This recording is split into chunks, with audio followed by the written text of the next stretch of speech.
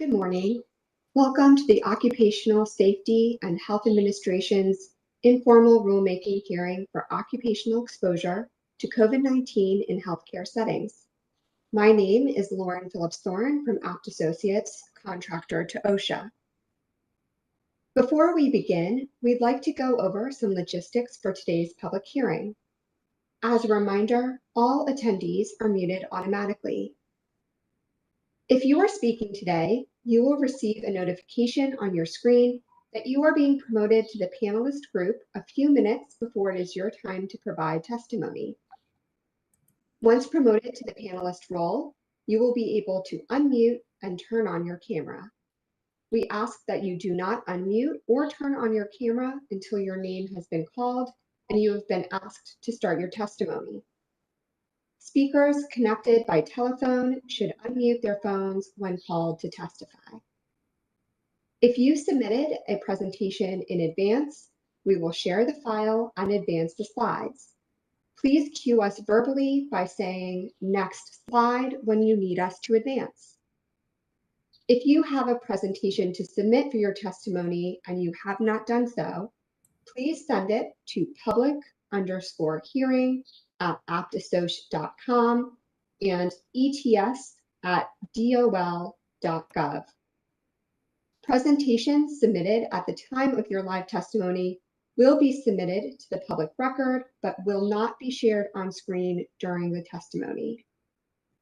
If you are having technical difficulties, please send an email with your name and phone number to public_hearing@aptassoc.com. I will now pass the floor to our administrative law judge to call the hearing to order. Thank you and good morning. We are on the record. The hearing will come to order. This is the fourth and final day of an informal public hearing on the Occupational Safety and Health Administration's proposed rule on the COVID-19 healthcare standard. This proposed rule was published on June 21st, 2021 in volume 86 of the Federal Register, beginning at 32,376. I'm Chief Administrative Law Judge Stephen Henley, and I will be presiding over today's session.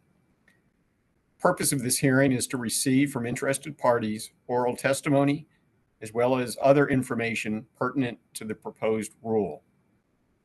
After this hearing and the post-hearing comment period have closed, OSHA will review the entire record in determining the content of the final rule. My role as presiding judge is limited to conducting this hearing to assure that a complete and accurate record is made and that all interested parties receive a fair hearing and an opportunity to submit their information. The schedule and OSHA's procedures governing this hearing are available on the website at www.osha.gov/coronavirus/healthcare/rulemaking. These documents were sent to people and organizations who filed a timely notice of intention to appear at this hearing. A few words about the nature of this hearing.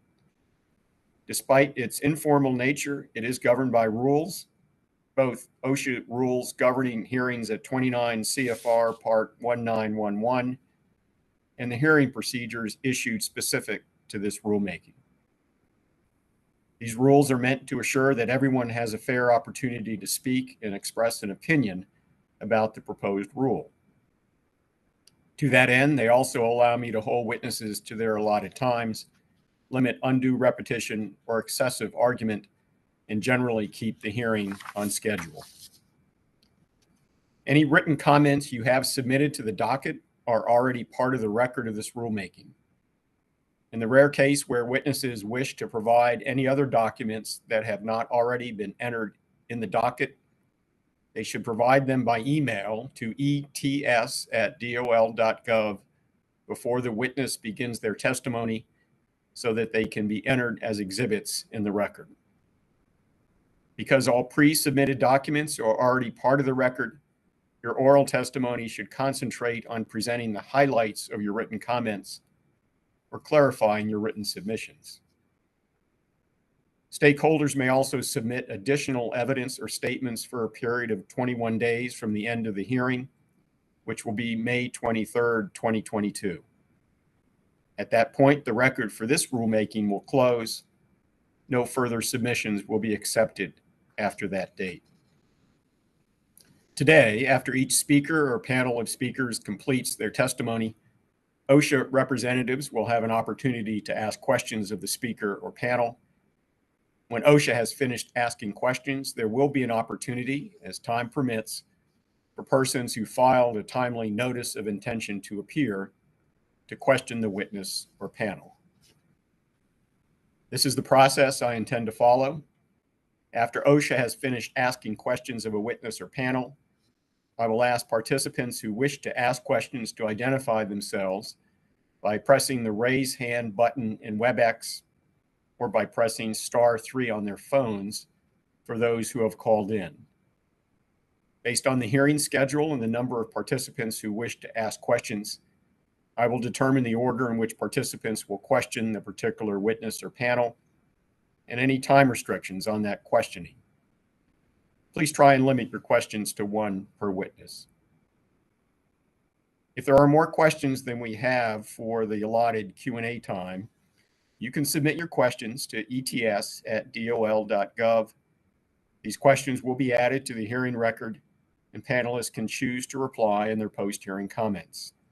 Please submit all questions by 5 p.m. today. I would also like to remind you that this proceeding is being recorded and transcribed by a court reporter. To ensure that the reporter is able to provide an accurate record of all the testimony, questions, and responses, please try to remember to provide verbal responses to all questions. The court reporter may have a hard time seeing if you only nod or shake your head in response to a question. In addition, please remember to identify yourself before beginning your testimony and before asking or answering a question. And do not worry, I know many participants are not accustomed to doing these things. I will try and remind you as we go along.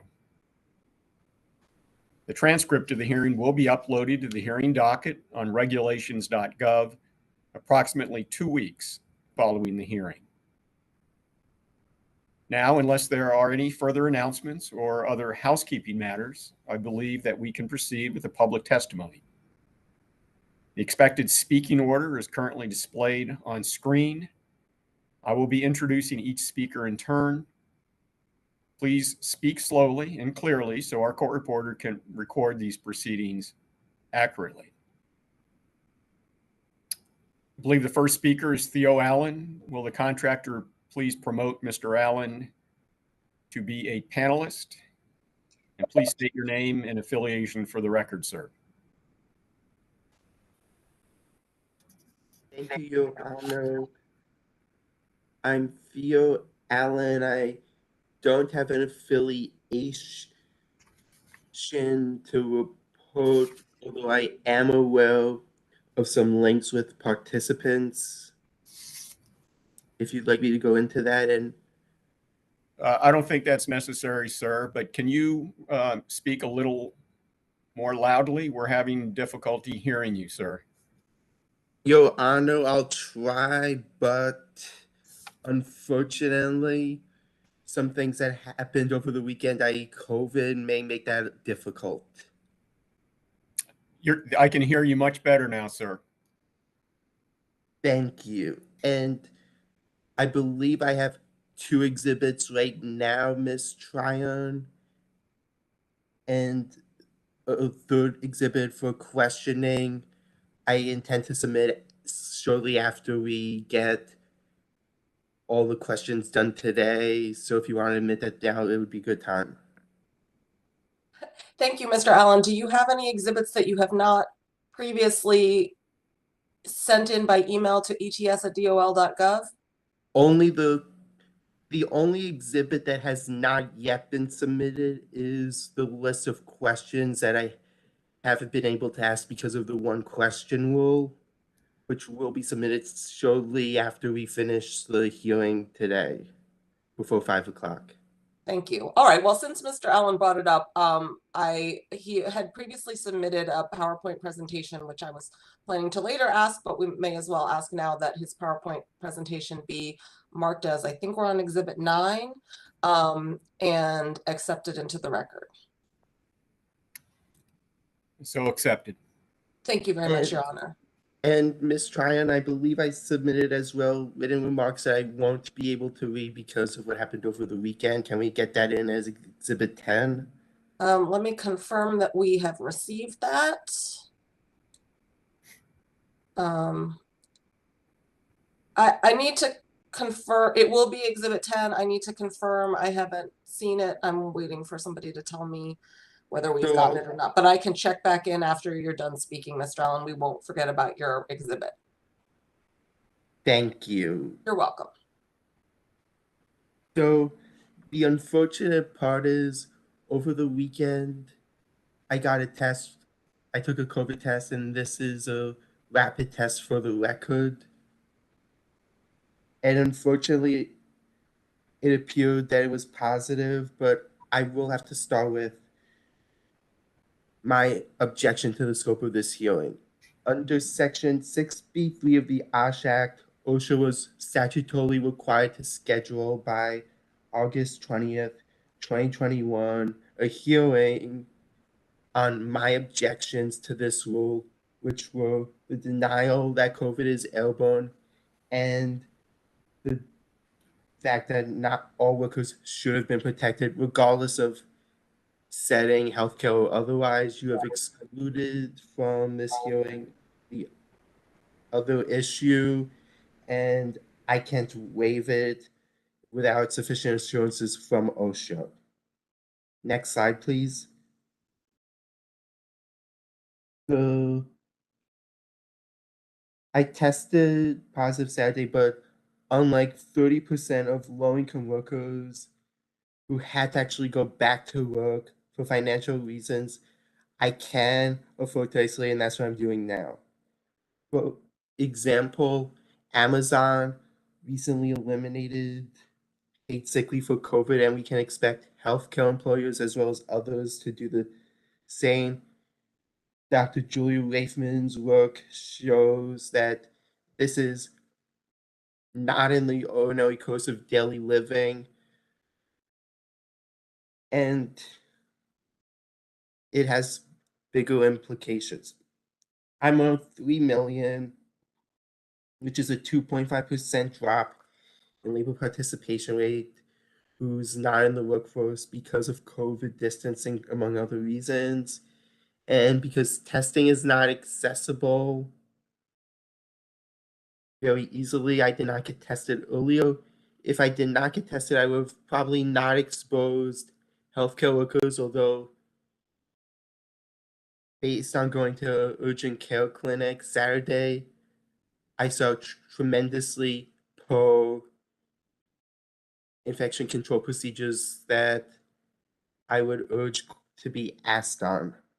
Those included violating the Blood-Borne Pathogen rule, the ETS, hygiene theater, among other things.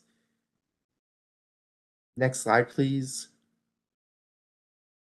So the previous slide showed that we had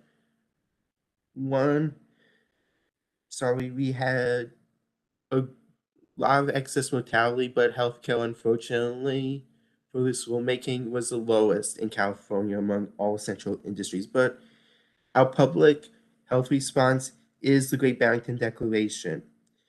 Our economic analysis has been Dr. Emily Oster, a professor from Brown, who a Great Barrington Declaration co-author Jay Bhattacharya. And of course, the declaration was condemned by virtually everyone in public health in October of 2020, said that her views are very valuable. Unfortunately, the precautionary principle no longer applies to COVID, and this applies to not only mandatory elastomerics and vaccine mandates, which is not unfortunately considering, but to mode of transmission. Next slide, please. Transmission-based guidelines didn't help me, and I don't believe it would have helped any workers, whether or not they're in healthcare, in getting infected. Had we followed them, there would have been a mask mandate. I would have worn this respirator mask. It's an N95. I probably would not have gotten, or I'm almost certain I would have not gotten infected despite not being fit tested or having a medical evaluation. We know that low community transmission and daily reporting on positivity is key, but the only way I could have gotten my tests recorded in my records was by getting a confirmation PCR test Saturday. I'd urge OSHA to make it easier by, for example, requiring all employers to record both long COVID and infection so that OSHA can actually find the data which the CDC is not tracking. And it costs over $200 for me to get a test to get confirmed. Most workers, especially your low-income workers in healthcare, can't afford that. Next slide, please. So, as you heard on Thursday from the American Public Health Association, and as I submitted from the WHO, occupational health is public health, and I'm urging the CDC, OSHA to reject the CDC guidance for those reasons. That includes, and I will say, because the slides are clear, that healthcare workers couldn't get PPE from Project Get Us PPE, designed to protect healthcare workers during the early stages of the pandemic, whose employers and otherwise could not get that. Project N95 now has done a lot, but it's not adequate. We don't have exposure notifications, and you have to rely on individual contact tracing, which not only, contact tracing is not only required by the Osha Act, it's the standard public health measures. Its abandonment is implementing the Great Barrington Declaration. Using the CDC guidance for isolation, I would have only been exposing probably one person. Using COVID as airborne, I would have used 4 people. Next slide, please.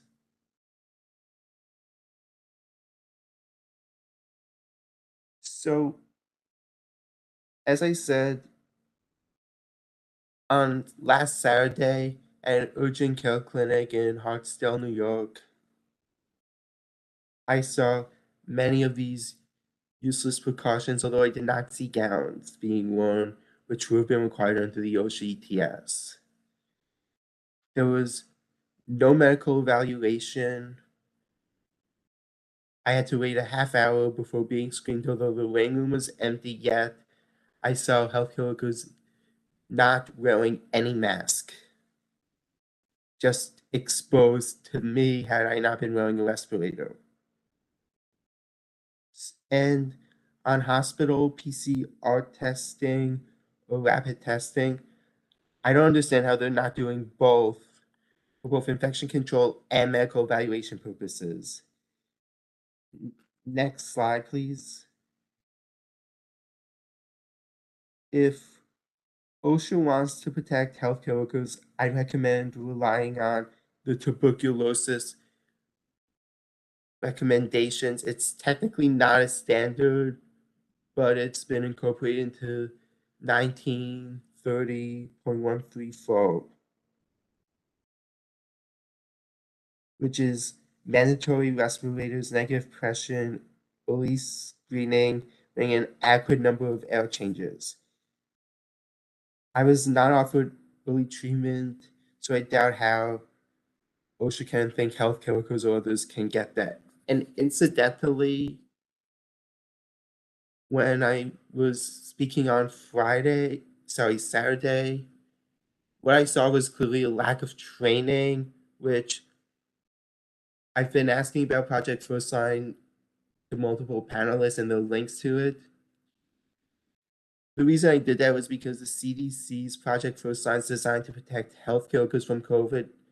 However, it contains hygiene veto, so I urge OSHA not to consider that. Vaccines, unfortunately, due to attacking the immune system, which one person says is similar to HIV, it's not a solution that we can rely on. Nor can we rely on burned out pharmacies doing this test to treat, which I can't see how it's only 30 seconds. Can we go to the final slide, please? Next slide. Because COVID's going to remain epidemic and not become endemic, the benefits to the hospitals, unfortunately, will be negligible. And that's if we limit the scope of this rule to only healthcare settings. I'm going to say that it's a cost-benefit analysis in some ways, but it's really more a patient demand, healthcare workers, staffing problem. With all the demand that's going to be pent up from a variety of reasons, including delayed care, even if we do this rule, it's not going to be enough to ensure safe staffing, which means relying on things such as travel nurses, which is prohibitively expensive for many, many hospitals who will be subject to this rule. I urge an urgency of equity to reduce transmission, not just in healthcare settings, but at a minimum in all essential settings, workplaces, preferably all workplaces and all indoor settings, such as a mask mandate, which we definitely don't have anywhere in the US even outside of individual workplaces, etc., which doesn't work. With that, I'll take everyone's questions. I need some water.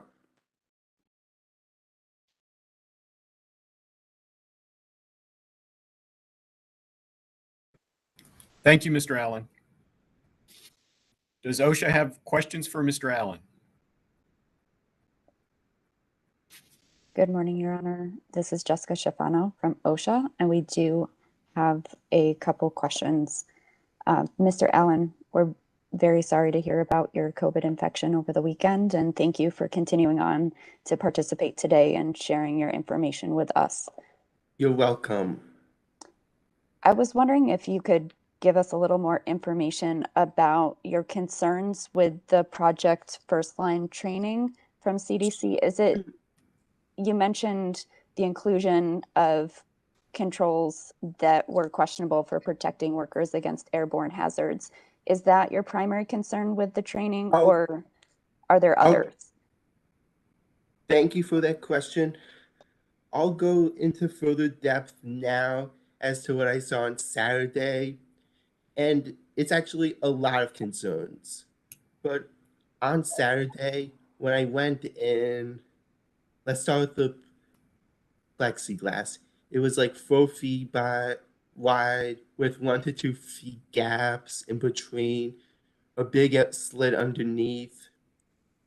And when they wanted to come for my insurance, they just went all the way around the plexiglass and came to me, even though nobody else was in the waiting room.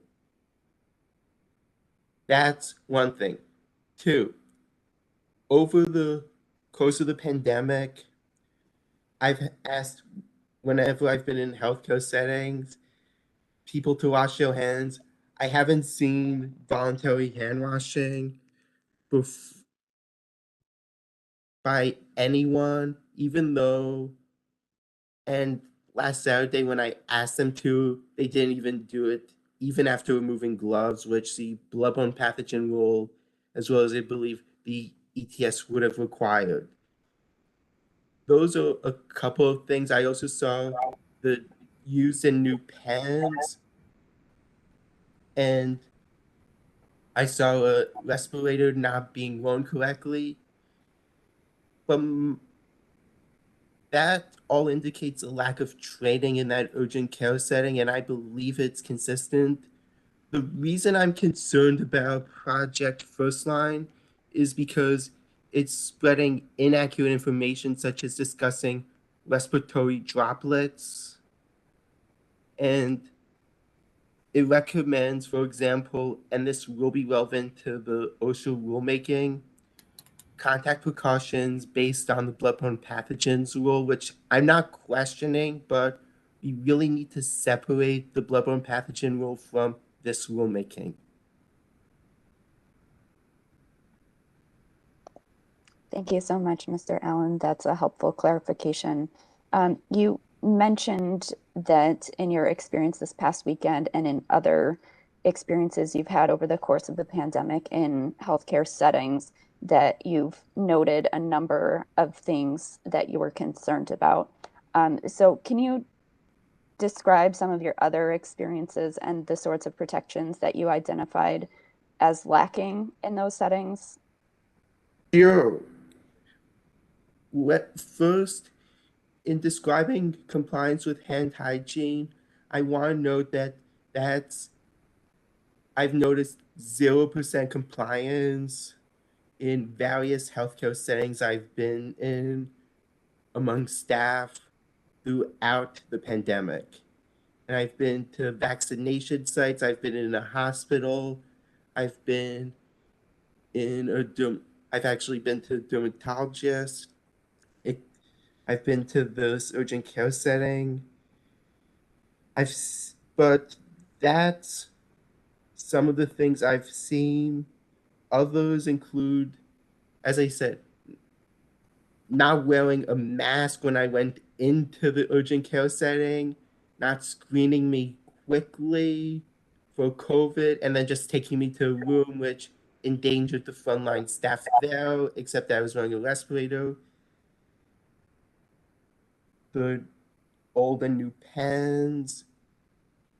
And unfortunately, if we're going to try to protect healthcare workers, we can't give them a lot of things to do.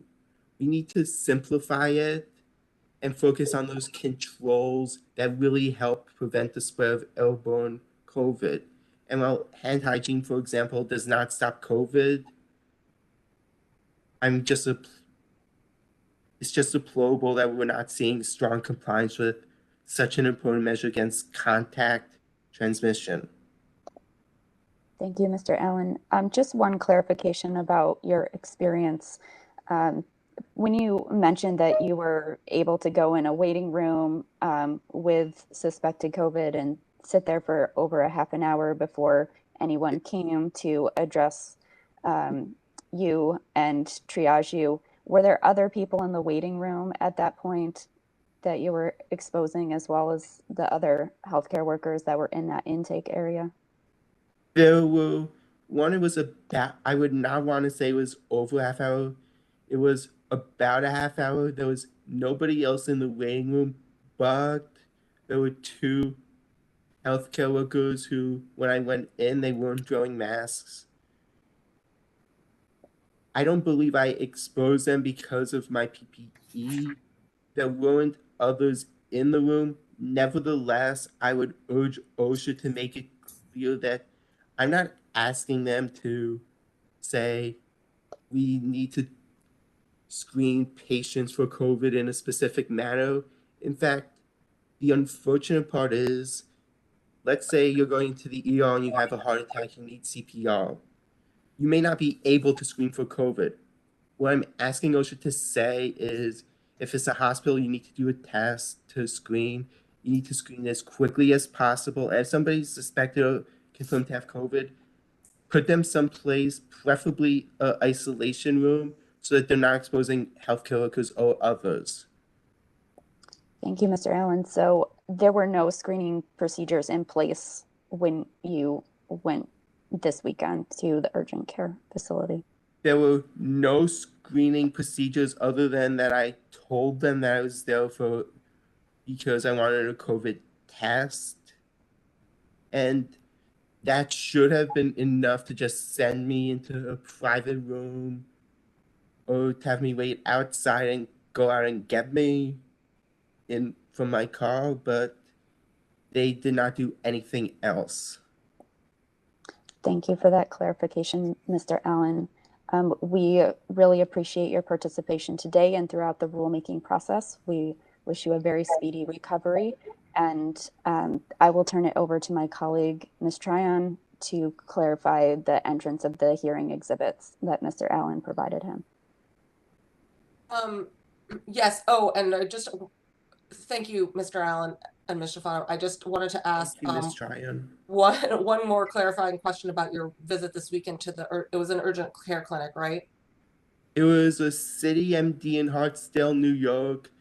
I will say that I told a couple of the healthcare workers I would be testifying on that today. So I did not want to figure out their identities because I knew that then I could be forced to, unless the judge Henley made a ruling allowing me to submit it under seal, I would not want to expose their identity. So I tried to avoid getting that. Understood. But the person who treated you at the clinic, was that person wearing a mask? The person who was treating me at the clinic, I saw her. Well, there were two people, at least. In addition to some I could see in a behind waiting area who were at times not wearing a mask. There was the person who initially took my vitals, who I saw at one point wearing a duckbill respirator with one of the straps underneath her chin, like this, and the other behind the neck, none of it up on top. The doctor I did see was wearing a respirator. The time I did see her take it off in the waiting room briefly and then put it back on. In terms of other PPE, I did not see eye protection or a gown. I saw gloves. They definitely did not do hand hygiene at all. How about the person there? Was there an intake person who's sort of the first person you encountered? Was that person wearing a mask? There were two people at the intake. They were wearing a double mask. They were also not wearing a gown or eye protection, which I have no problems with. They were wearing gloves, but as I said, they were using plexiglass, which when I went there was like 4 feet with a 1 foot to 2 foot gap in between. And when they came for some other information twice, they came around the plexiglass and just came to me directly. Thank you. And regarding your exhibits, as we discussed with Judge Henley earlier, your PowerPoint presentation is marked as Exhibit 9, and we did receive your written version of your testimony, and that will be added as will be appended to the and go together with the PowerPoint. So we're not going to ask to admit that as a separate exhibit, but we have received it. It will go into the record. In terms of the questioning, though, I want to stress that on Thursday and Friday, we've had a very consistent practice, Judge Henley, of one question per panel, because I've read, just like Osha has, the briefs of those who have filed a notice of intent to appeal. I've had several questions for a lot of the panelists, which I have not been able to ask. And that's the other exhibit that I intend to submit shortly after we close the hearing. Yes, we are prepared to receive questions, ets@dol.gov by 5 p.m. Thank you very much. Submitted multiple times to that for the record, and we've had no comments basically outside of email and maybe some chat beforehand. So thank you. Thank you, and wish you well. Thank you, Ms. Tryon. Are there questions from any other of the witnesses for Mr. Allen? Either through the chat or *3 for those on the phone? If so, please promote them to panelist. I do not see any other hands raised at this time. Mr. Allen, thank you very much for your testimony.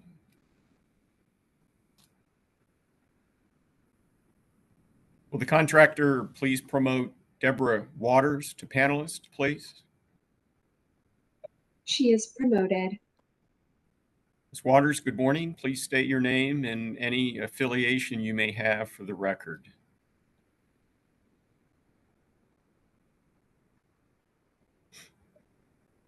Ms. Waters, can you hear me? You may be muted. Yes, I can. There you go. Please state your name and any affiliation you have for the record, and then you may proceed. Thank you, Judge Hanley. My name is Deborah Waters, and I'm here today as a private citizen and a registered nurse, and I am not representing any group affiliation. So I thank you for the opportunity to testify today regarding the COVID-19 emergency temporary standard.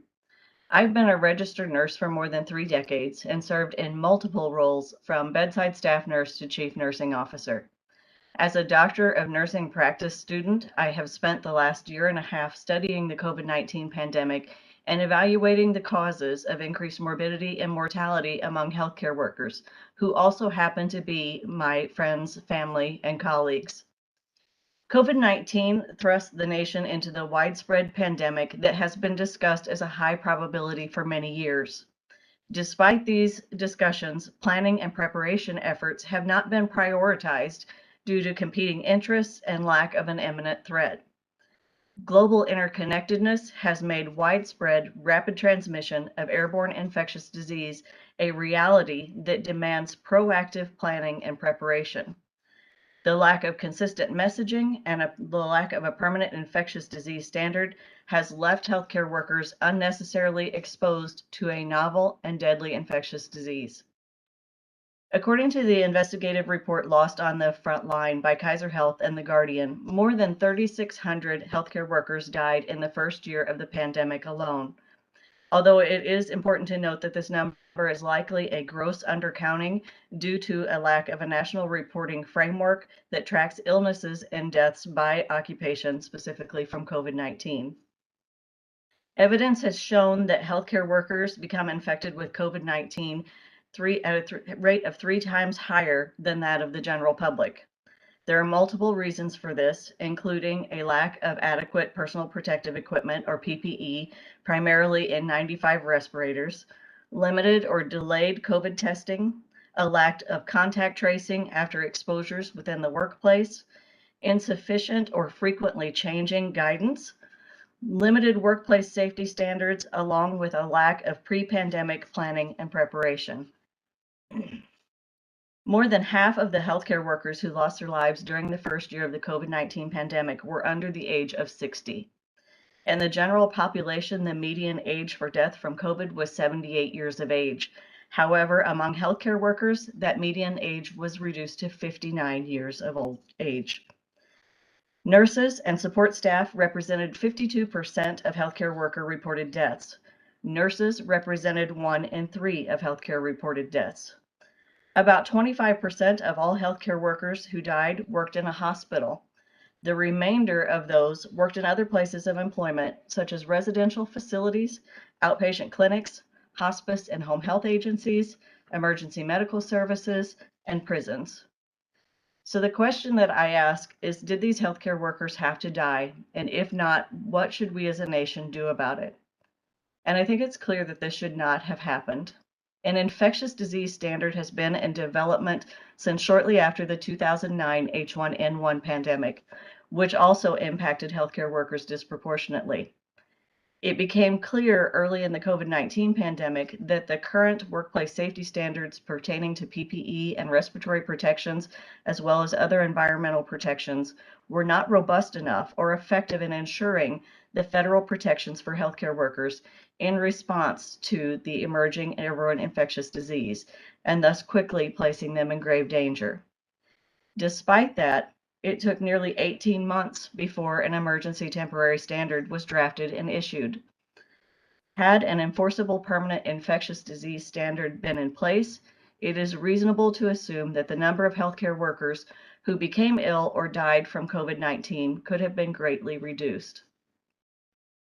Leading up to the COVID-19 pandemic, there was a significant amount of guidance provided by OSHA and the CDC, as well as other federal agencies, for employers across the healthcare industry to implement in order to plan and prepare for a respiratory infectious disease threat, such as a pandemic influenza. However, this guidance was voluntary rather than enforceable. COVID-19 has made it abundantly clear that voluntary guidance as a means of protecting the health and safety of healthcare workers during such an event is insufficient and results in thousands of avoidable illnesses and deaths, and in turn validates the need for a permanent standard. According to the U.S. Census Bureau, healthcare remains the largest employer in the United States with more than 20 million employees. Of those, more than 4.3 million are registered professional nurses. Prior to COVID-19, the healthcare industry was the leader in workplace illnesses and injuries. In 2020, that rate of illness and injury increased by an astounding 249%. The precedent for OSHA to protect healthcare workers from new and emerging biological threats has been established. In 1992, in response to the hepatitis epidemic that was also plaguing U.S. healthcare workers, OSHA enacted the Blood-Borne Pathogen Standards, or Universal Precautions. This standard became known as one of the most successfully implemented standards in OSHA history, and it changed the way healthcare was delivered. And in turn, it saved the lives of an untold number of healthcare workers and patients under their care. Sadly, much like this current situation with a permanent infectious disease standard, the blood-borne pathogen standard took years to issue, and in the meantime, unnecessarily jeopardized the health and the safety and well-being of thousands of healthcare workers who continued tirelessly to care for infected patients.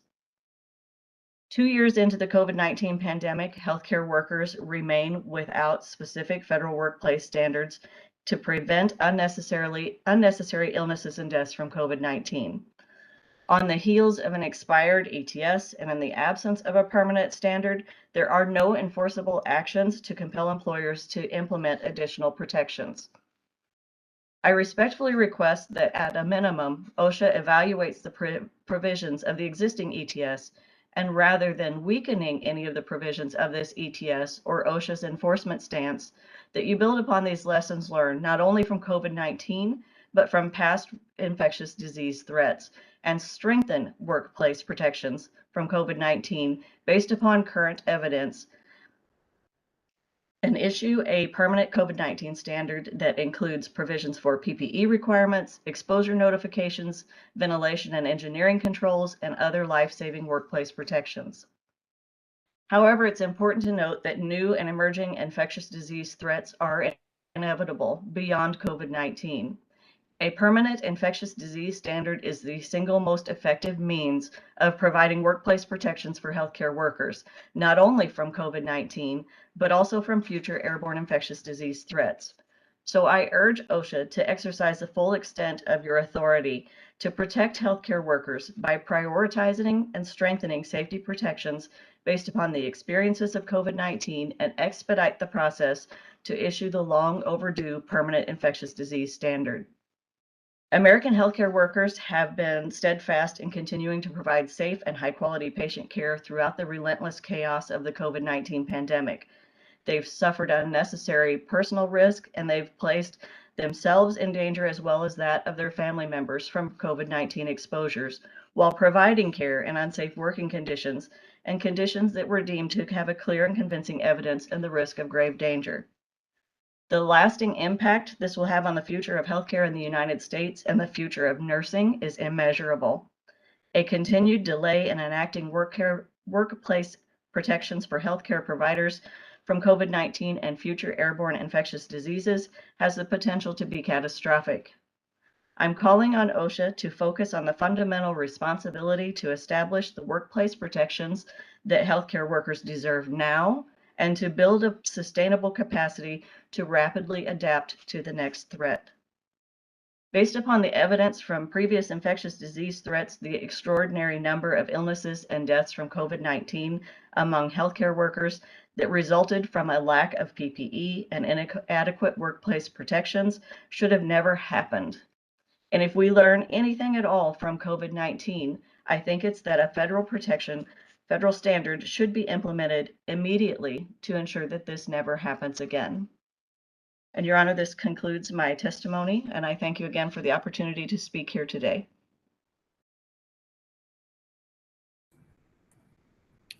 Thank you. Does Osha have any questions for this witness?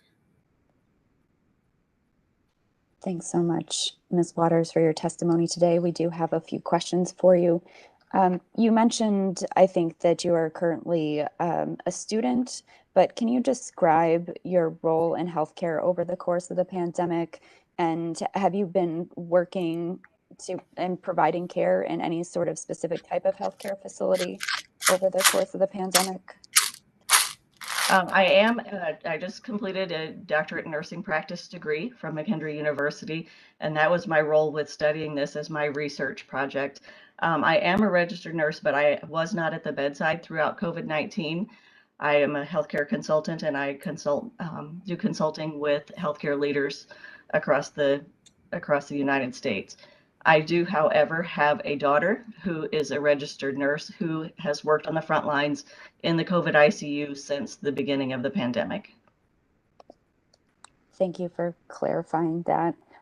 In your research, and you mentioned having conversations with multiple healthcare providers, has that given you additional insight about current practices throughout the pandemic and how those may have changed or adapted throughout the course of the last 2 years?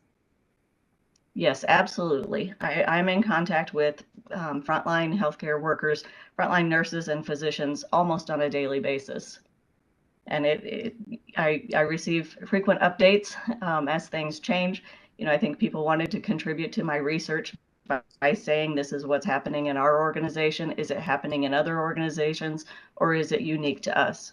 So I have been in very close contact with members of the healthcare profession that work on the front lines. Thank you, Ms. Waters. Did you see, or did you, from the people that you've been speaking with, did they see a change in practice once the ETS was promulgated in June of 2021? I can't really say that it was from the ETS necessarily. I don't think that the frontline staff really has an in-depth understanding of OSHA's role in the background. They were aware of some changes within the organization, but not attributing those to the OSHA emergency temporary standard. So I do think that the changes that they reported were minimal. I do think that some of the provisions were already in place. I think the most concerning thing that other professionals brought to me was that the limitations on PPE and reusing single-use PPE, it seemed like there was a miscommunication when the CDC announced that PPE was no longer in short supply. There was a readily available for healthcare organizations. And I think many expected that with the ETS and with this announcement by the CDC, that they would be able to use PPE in the normal infection prevention practices that we had prior to COVID-19. And that did not occur. Nurses continued to reuse single-use PPE for days on end.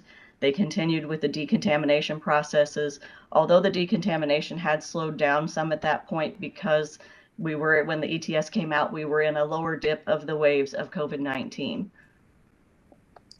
Thank you for sharing that. We have heard testimony from others about the continued reuse of single-use PPE and indications that that continues today. Is that also what you understand from your conversations with others in the healthcare field, that those reuse practices are currently still going on?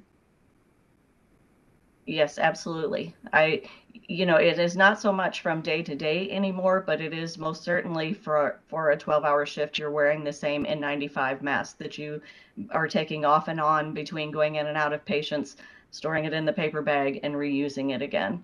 So, one of the nurses told me that to be able to get an N95 in the hospital just when you feel like you need one is a struggle, because N95s seem to be more secured now than narcotics have been in our entire practices of nursing. So the controls that you have to go through to be able to order and receive an N95 is a very difficult process to be able to receive that, even when you know you're going to be taking care of COVID patients. There's a delay in ordering the N95 respirators and having them delivered to you on the nursing unit. Thank you. And just one last question from you. Based on the experience that others have shared with you, are employers providing nurses and other healthcare providers sufficient time to recuperate from adverse health impacts from long COVID or post-COVID effects? No, they're not. I think we've seen I know of two people who have long haul COVID that have struggled immensely to get past it. One is a very young nurse who just came off of orientation as the COVID pandemic hit, and she ended up with POTS syndrome. So when she goes to stand up, her blood pressure drops, her heart rate goes up, and she passes out. And she was required to come back to work, even with this, knowing that this occurs. And they made accommodations by providing her with a place to sit when she feels like she's going to pass out. But she started working with 4-hour shifts. They wanted her to upgrade to 8-hour shifts and then continue on to 12-hour shifts.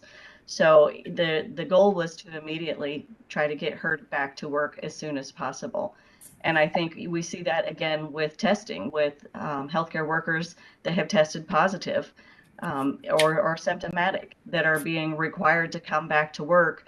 And it's often cited as because of short staffing. So, then you get a respirator when you go back to work because they know that you're symptomatic, and thankfully they don't want to spread it to other healthcare workers or patients. But oftentimes it is staffing that is the driving force behind getting healthcare workers back to work before they're medically well. Thank you so much for sharing your experience and your research with us today. OSHA has no further questions. Thank you. Thank you. Are there questions for this witness in the chat or *3? Yes, we have Theo Allen with his hand raised. Thank you. Please promote Mr. Allen, the panelist. Mr. Allen? Oh, thank you. You may ask this witness your question, please. Yes. I will be submitting more for the record, but I also, as one of my authors, gave OSHA in docket number 1368 a possible infectious disease standard to base it on, including focusing on mutual agreement between healthcare workers, certain removal provisions, mandatory vaccines, possibly, etc. What's your view on using such a standard as a basis for an infectious disease standard that can protect health workers from COVID and other diseases you would like to discuss? So do you mean the infectious disease standard that I mentioned that was started after the H1N1 pandemic of 2009? Is that what you're referring to? I'll clarify that. You can refer to either the infectious disease standard from 2009 or this rulemaking. It's your choice. Okay, well, I think the emergency temporary standard that was issued in June of 2021 is a perfect starting point for being able to promulgate a permanent infectious disease standard. I know the purposes of today's hearing are to look at a COVID-19 permanent standard for COVID-19. And I think that it's very important for us to look at the broad picture that, yes, COVID-19 was horrible, but it's not the last infectious disease threat that we're going to face. So I think when we look at this, we need to use the lessons we've learned and the lessons learned from the emergency temporary standard and use that with some efforts to strengthen some of the provisions to be the basis of a permanent infectious disease standard.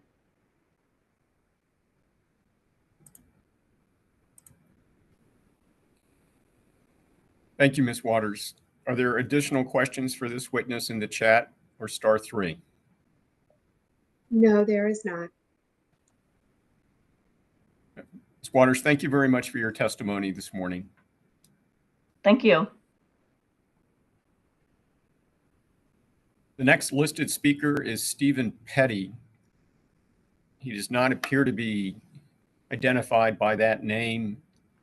Mr. Petty, if you're on and signed on under a different name or calling in, star 3. And if you're identified under another name, please type that name in the chat.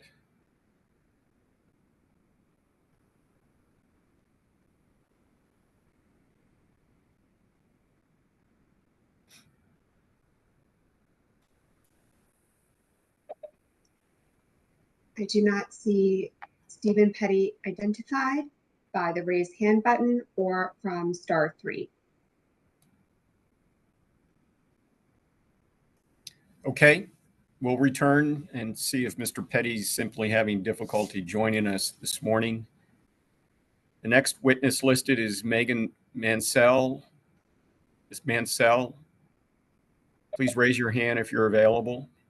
And if so, please promote Ms. Mansell to panelist. She is now a panelist. Ms. Mansell, can you hear me? I can hear you. Sorry, I was trying to get this started and it wasn't clicking. Can you hear me okay? Yes, ma'am, I can hear you. Would you like to enable your camera as well? There you go. It says that it's enabled on my end. Can you see me okay? I can see and hear you. Good morning. Thank Please you. state your name and any affiliation you may have for the record, please. Okay. Good morning. My name is Megan Mansell, and my domain is risk assessment, compliance, and accommodations for special populations under federal regulatory compliance with a background in PPE applications for hazardous environments. Would you like for me to begin? Yes, ma'am. You may proceed. Okay. I anticipated that healthcare settings would be the last to drop masking requirements, as there are legitimate needs within medical settings, such as splatter and spray of dental debris or arterial spray, where common droplet-based mitigation measures are appropriate. But medical practitioners do not routinely wear respirators for their entire 12-hour shifts, nor should they. And those pushing for bottom-of-the-barrel respirators over prescribed kit for each anticipated workplace hazard have flippantly convinced many vulnerable individuals to comply with long-term respirator use without fit testing or medical clearance. Furthermore, flippancy over respirator use based on matched hazards does not transfer.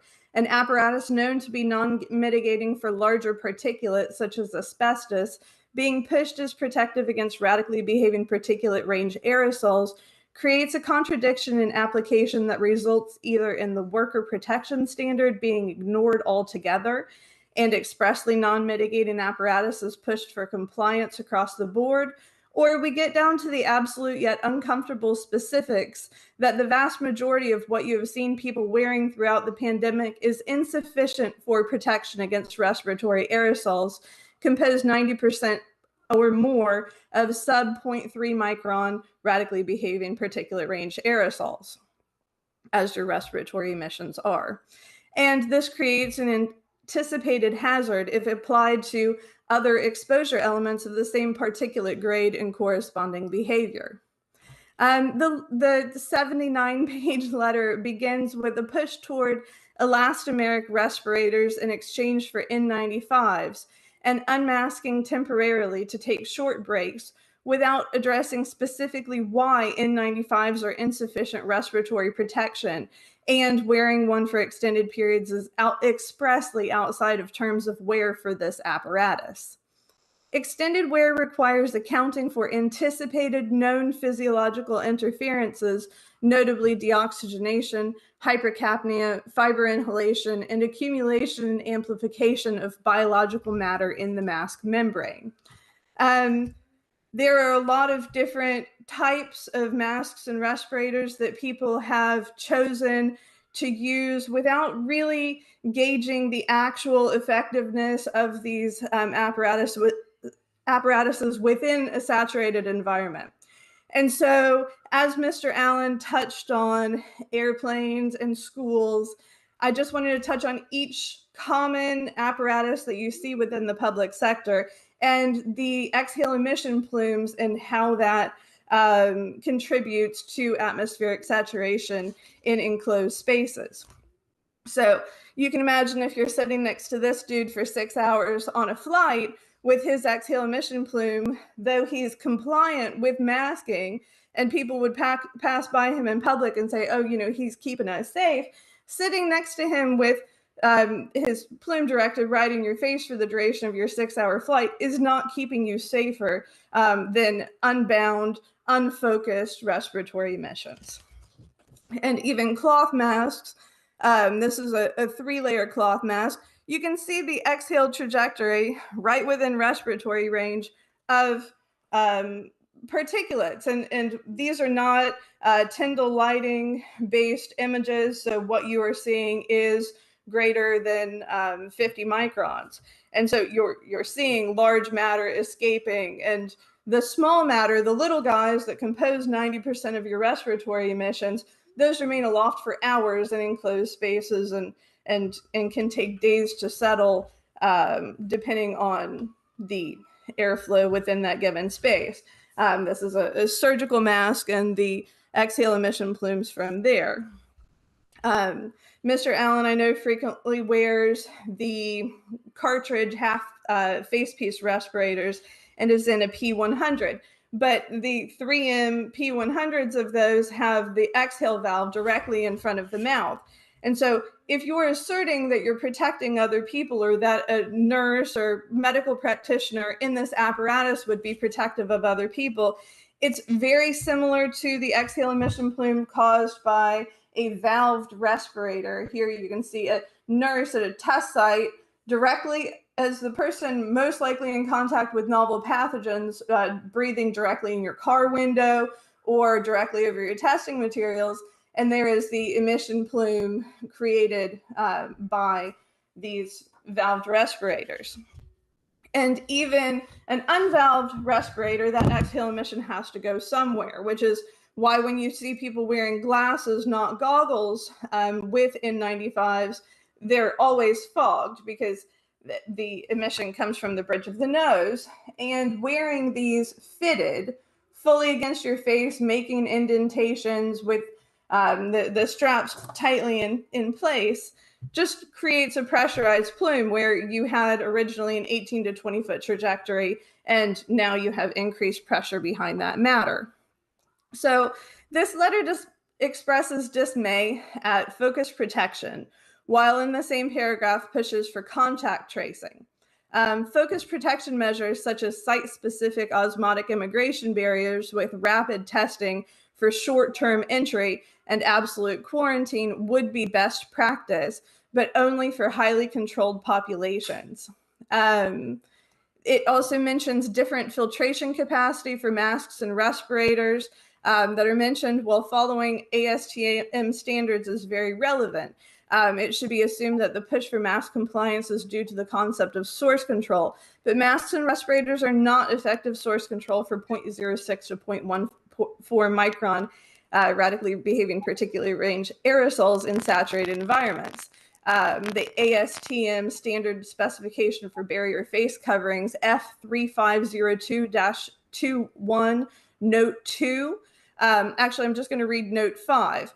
Importantly, there are currently no specific accepted techniques that are available to measure outward leakage from a barrier face covering or other products. Thus, no claim may be made with respect to the degree of source control offered by the barrier face covering based on leakage assessment. And we also know that in wearing the apparatus, 3.2% leakage equates to 100% inefficacy with aerosol mitigation. I'm not talking droplet because those are entirely different things. COVID is a high output pathogen, and I have an atmospheric saturation contribution breakdown here. I use most conservative figures for minimum infective dose and respiratory output. So you'll see a range of 100,000 to 750,000 virions per minute being released. I use 100,000 in my figures. Minimum infective dose range is generally given between 300 and 1,000 virions. I use most conservative range of 1,000 virions. So at an output of 100,000 virions a minute, an 8-hour period of a person within a given space is 48 million virions released. And so so in an environment with atmospheric viral load contribution being a constant, that's enough viral matter to potentially infect 48,000 individuals with a minimum infective dose of 1,000 virions for transmission. So even if you were wearing an N95 and you were in that saturated environment and that person had been in there for days, the 8-hour period contribution is still enough viral matter to infect 2,400 individuals. And am I saying 2,400 individuals are going to be, it depends on how big the space is. It depends on how close your contact is with them. But atmospheric saturation is very important with an airborne pathogen. The letter goes on to state the following on the removal of medical clearance for COVID. In addition, on fit testing, while I support the concept, the use of medical evaluations should also be discontinued when used for COVID, as the letter states. I believe that this is absurd, as the medical clearance process for respiratory protection under extended wear requires 14 pages of medical clearance under OSHA 1910.134. The letter goes on to push for required isolation upon contracting this highly contagious pathogen and pushes for mandatory 10-day isolation period.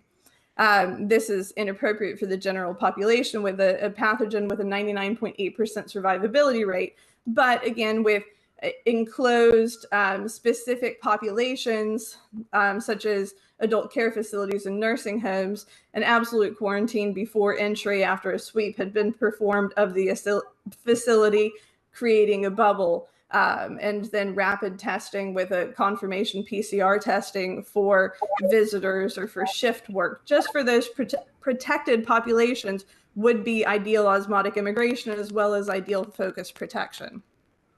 While I concur that COVID is airborne, nearly everything recommended by the author of this letter goes against best practice for airborne pathogens based in the hierarchy of controls. While implementation of engineering controls can have predictable long-term impacts on atmospheric saturation and transmission, a fitted apparatus with anticipated respiratory interference and harm should be the last resort, as it is highly invasive and the least effective of available interventions. In today's testimony, we've heard of long-term effects of COVID as a pathogen, but with the enforcement of respirators being used far outside of their terms of use, I would encourage you to consider the impacts of extended deoxygenation and a prolonged state of hypercapnia, which can manifest in many of the same physiological interferences discussed, and therefore the virus cannot solely be blamed when an ongoing measure results in the same manifestations. The letter goes on to say, if you, sorry. You have 1 minute on the remainder of your testimony, please. Thank you. The letter goes on to say that if you can't wear a respirator, you can't be exposed to a toxic hazard by your employer, but the requirement of the employer is that if hazards are identified, the hierarchy of controls must be followed properly to assess risk and implement engineering controls ahead of prescribed permanent PPE requirements. If occupational exposure levels cannot be determined, the hazard is deemed IDLH, immediately dangerous to health and life. The scope of this complaint seems to be contradictory at times while pushing for acknowledgement of COVID as an airborne pathogen without ever addressing atmospheric saturation, dilution, destruction, or nullification. if you're breathing fine and it doesn't properly seal and fit, you aren't in mitigating kit for airborne particulate. It pushes for layered intervention, but the problem seems to be that all categories in the hierarchy are being given weight while not equally mitigating.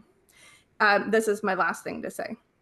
Instead of keeping such a myopic focus solely on PPE, the last rung of defense in the hierarchy of controls, we should devote more energy to and funding to the implementation of engineering controls in enclosed healthcare spaces and push for treatment in isolation, waiting periods in isolation, and supplemental oxygen provided for medically vulnerable individuals during transportation through high-risk zones as an alternative to compliance with measures that are ineffective, uncomfortable, and harmful as a long-term solution. Thank you. Thank you, Ms. Mansell. Ms. Mansell, I noticed that you displayed several photographs during your testimony. Did you previously send them into the docket before your testimony? It should have been in my reply, but I didn't get a confirmation on anything. Would you like for me to try sending a link to those again? So can you scan and send those photographs to ets@dol.gov, please? ets@dol.gov. Yes, ma'am. ets@dol.gov. Okay, will do. Thank you. Does OSHA have Thank questions for Ms. Mansell? Yes, Your Honor. Thank you. This is Dave O'Connor with OSHA. Thank you for your testimony, Ms. Mansell. Thank you. I'd just like to distill your position here. Given your understanding of the evidence, what would you recommend that OSHA include in a final standard with regard to respiratory protection or other protection from exposure to COVID-19 for healthcare workers? In the emergency temporary standard itself, we essentially had two divisions for workers who had exposure to individuals with suspected or confirmed COVID-19. There was a requirement for respiratory protection. For other individuals, there was a requirement for face masks. Recommend for a final rule. I would leave mandatory PPE out of the conversation entirely and focus on engineering controls for the nosocomial setting, while also giving workers who identify as medically vulnerable the option of either changing their likelihood of direct contact or go based on respiratory protective standards, meeting with an industrial hygienist to undergo fit testing and an assessment, likely ending up in the use of a PAPR or CAPR unit, because we need to start accommodating workers properly who are medically susceptible while also accounting for oxygen loss for extended periods. And these apparatuses, if worn properly, dig very much into the face and have long-term respiratory impacts as well. And so, if it were a very short-term exposure setting, that's different than expecting somebody to be in a saturated environment for the duration of their shift. And people within that setting with this highly contagious of an airborne pathogen should be considered exposed. One of the examples of this is when we had New York Harbor and we had the cruise ships coming into the harbor and they brought a hospital ship into the harbor. And instead of transferring individuals directly from the cruise ship to the harbor, they transferred them from the cruise ship into the mainland hospitals that were not controlled. And so people then exposed were able to go unchecked within the city. And with such a high output and for vulnerable individuals, such a low minimum effective dose requirement, it just, we haven't gone through in best, what I would consider best practice. Sorry, my little dude's coming in to join me. Mom, yes. Sorry, hold on just a second. iPad distraction. There you go, bud. Well, that's fine. Sorry. When you I hope that answers your question. yes, thank you. And refer to engineering controls, do you mean ventilation, or are you referring to any other types of controls there? Well, it would just depend on the spaces entirely. We need to be talking more about, it's a very gross conversation, but about fecal oral transmission in public restrooms, especially in places that are high exposure, high aerosolization, like public restrooms, airport restrooms, isn't across the board, but shared spaces. And enclosed spaces such as elevators. I would have people who identify as susceptible to wait in their cars instead of the waiting room before being seen, if that's a possibility, or allow waiting in isolation instead of, sitting next to a transmissible individual while you're there for something totally unrelated, but you're already not doing well as an individual. You don't need that secondary assault of gaining a pathogen while in the waiting room for a heart condition. And so I think that pushing for some different practices in intake and in isolation within those settings, and in pushing for treatment at home as much as possible. It would be far easier for one doctor to test at the beginning and end of a day and go see patients within their home settings than, and I know that there are unavoidable circumstances for hospitalization, but when you have nosocomial exposure rates as high as 40%, I think it's time to consider some alternatives. And even in really saturated cities, even use of FEMA trailers for treatment and isolation as much as possible for this and future pathogens, because I think that it's important that we consider that people are going to pivot directly back to what we're doing now in event of future deadlier pathogen. And if this were something with a 20% IFR and we were this flippant about actual exposure for airborne pathogens. I'm sorry, you had asked about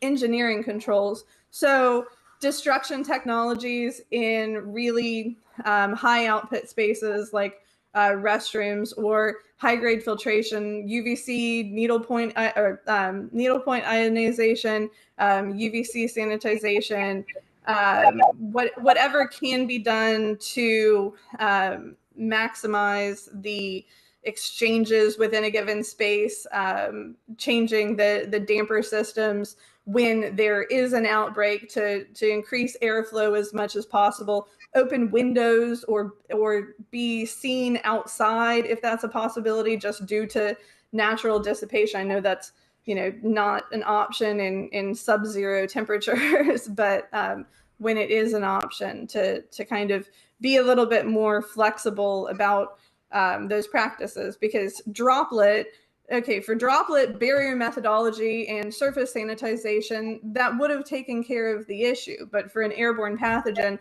we went fully droplet. We never corrected course for airborne pathogens. And I think that got us where we are. Thank you, Ms. Min.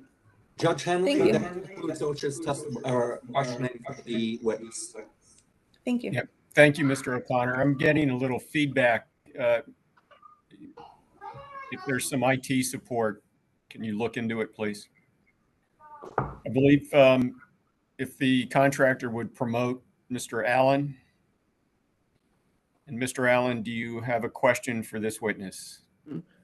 I have a question, but before I ask my question, I would note that the witness did misrepresent the PPE I was wearing. I don't wear P100s, but my question, and I'll symbol for the record, is based on the hierarchy of controls,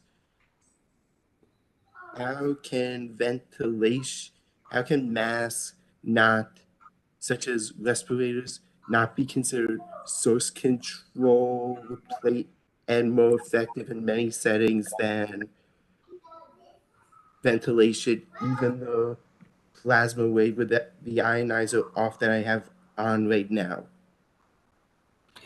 I'm not speaking out against you using your ionizer. I'm speaking out in support of use of engineering controls. And thank you for your question.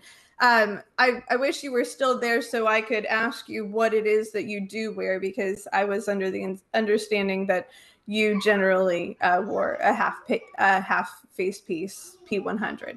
But either way, if you're wearing an N95 as your push has been for N95s, to answer your question, the exhale plume here as seen, that is your exhale emissions. And why this picture is important when looking at exhale emissions is all you're doing is taking that and you're sending it upward. But this is something that remains aloft for hours. And if there's no ventilation above, you're looking at accumulation within that space. And so when you see people, you had pointed out that some people aren't wearing them properly, and that's because they're very uncomfortable. But if you're not wearing them properly and they're not fitted, then the aerosol plume takes the path of least resistance. And so that'll come right out of the mask, just like anything else. You're not forcing the filtration of exhale because plosive pressure is different on inhale and exhale. And so while inhale, you're pulling through all the environment out here into the membrane of the mask, exhale doesn't push back through. It plumes out either from the bridge of the nose or out the sides, depending on fit and depending on the given respirator. And if you were wearing a half-piece respirator, it would be from the front of the mouth, just as if you were wearing a valved respirator. And what's important here is that you're addressing engineering controls within your own household, but you're also not giving credit to, I believe that you said that you had recently had this pathogen. And so if you just had this pathogen and you're still implementing these engineering controls to protect yourself, you're not acknowledging natural immunity, because you did just build an immune response to that. And in these settings, which with such a high risk of exposure,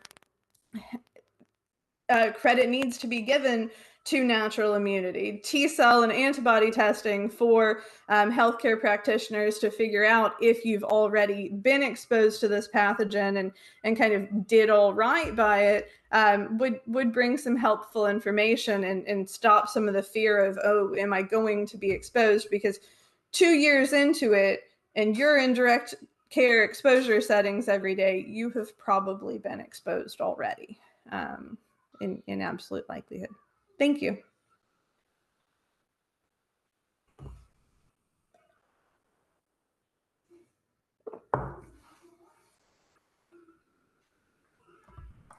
If you're talking, Judge Henley, I can't hear you. Thank you, Ms. Mansell. Thank you. Can you hear me now? So it appeared that during your response to Mr. Allen, you displayed 2 of the photographs that you displayed in your initial testimony. Is that true? Yes, okay. It is. Would you like for me to send those as a separate email? No, I just wanted to reflect for the record that they were part of your initial testimony. They are. And I will include the source links to those as well. Thank you. Do we have additional questions in the chat, or *3 for this witness? Yes, we have one more by Yanir Bar-Yam. We promote Yanir Bar-Yam. They are promoted. Yanir Bar-Yam, are you unmuted and on camera, please? Can you hear and see me? Thank you. I can hear you, sir. Yes, I can see you. Do you have a question for this witness? Yes, Ms. Mansell, Sir, I'm sorry, sir. Please just state your name for the record and Yes. your affiliation, if any. Yes, this is Professor Yanir Bar-Yam. I'm president of the New England Complex Systems Institute.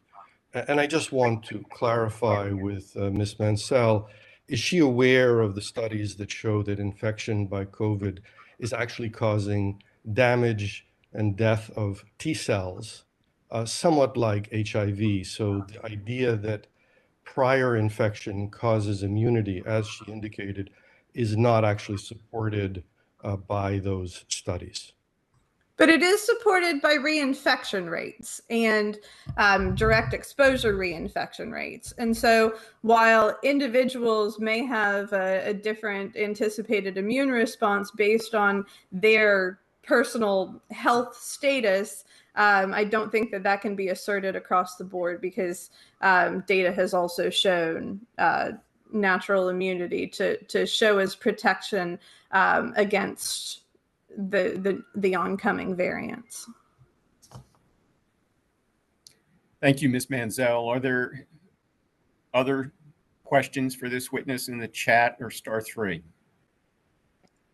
I do not see any other questions from attendees. Thank you. Thank you for your testimony, Ms. Mansell. Thank you. Have a good day.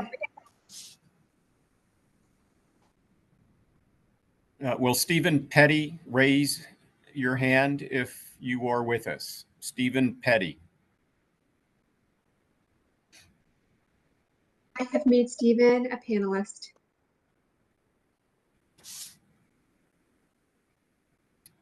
Hello, Mr. Petty. Please unmute and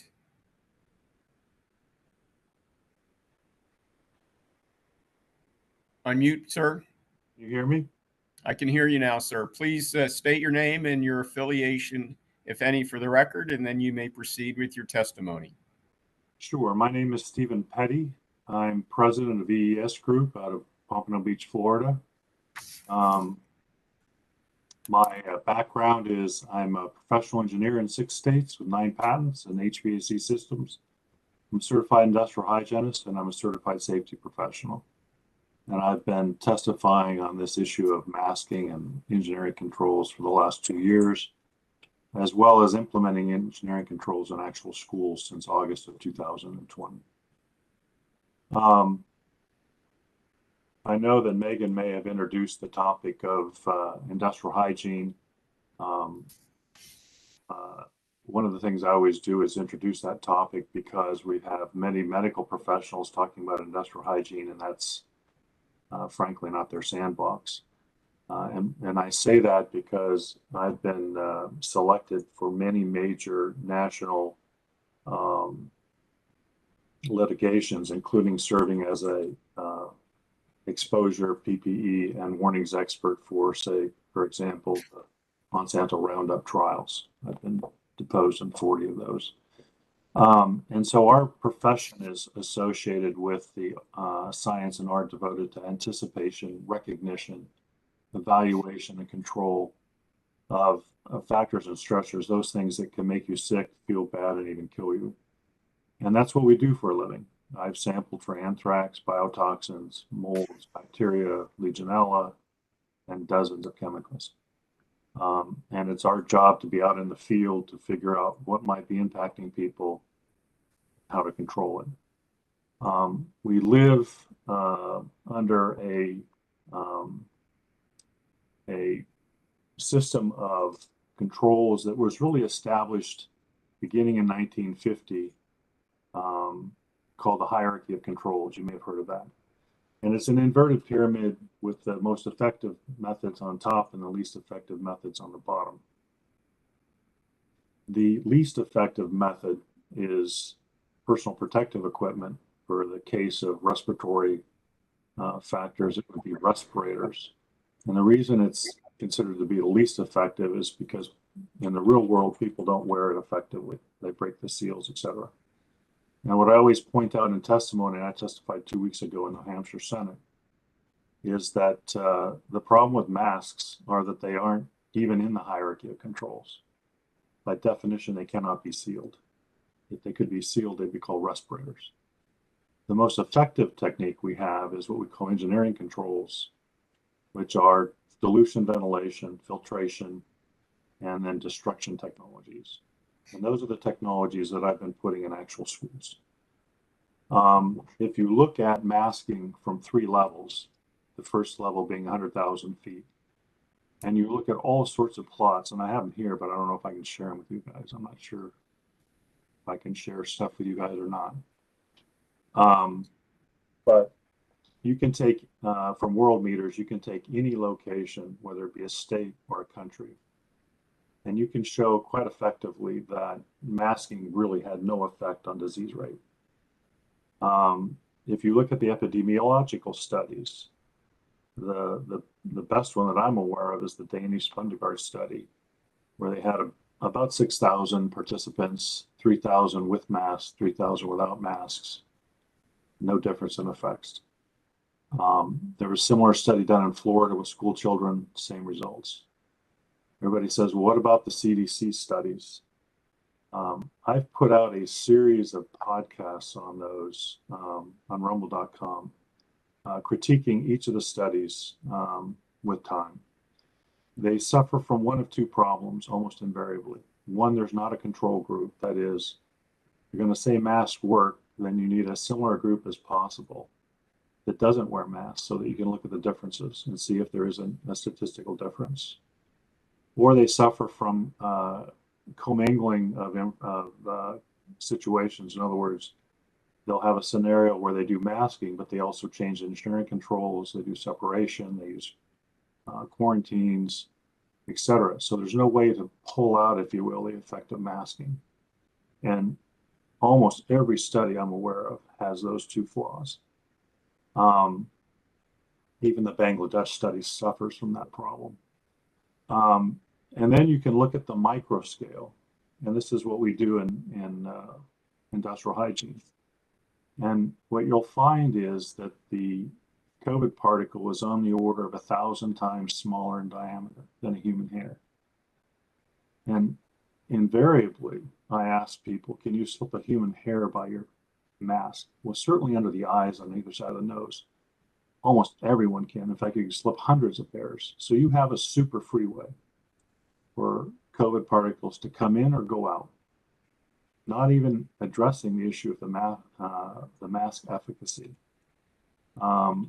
And so when I hear this comment about source control, it's I don't know where that came from, but the reality is the little particles that are 1,000 times or so smaller than human hair, they don't care whether they're coming in or going out if they got a super freeway to move through.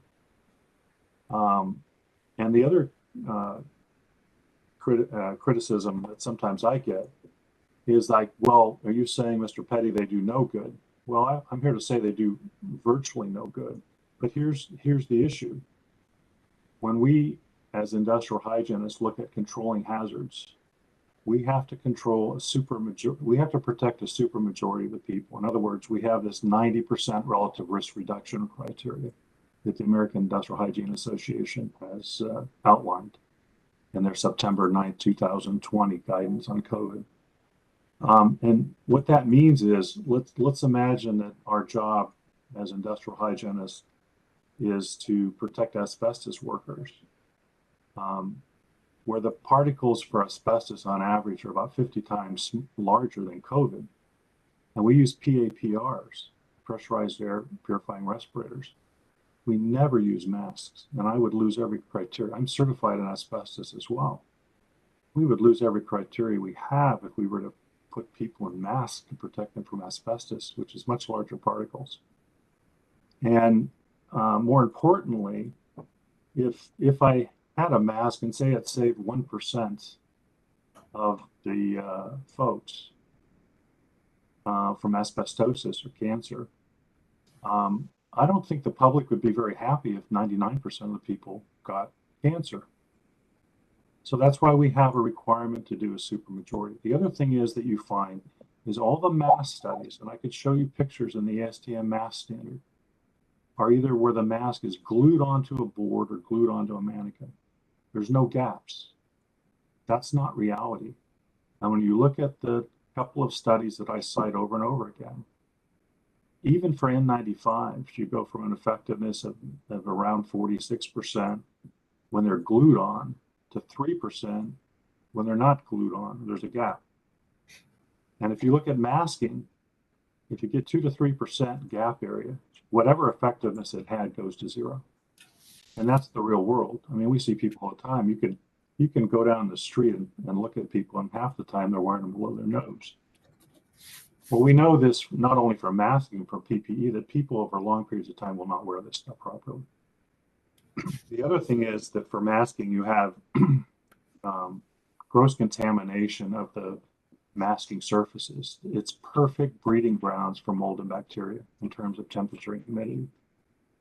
And when I talk to people about this all the time, and I've written it in my textbook, when you look at mold on a wall, if you can't see it, the spore count's like 10,000 spores per square inch.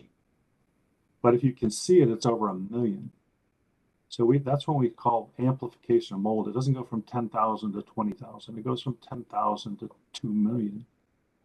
The problem is that you can put all the criteria you want out there, but in the real world, people wear their masks over and over again. They wear them for long periods of time. And so when you get that buildup of biological growth, you're rebreathing that. You're rebreathing those contaminants. It's not good for you.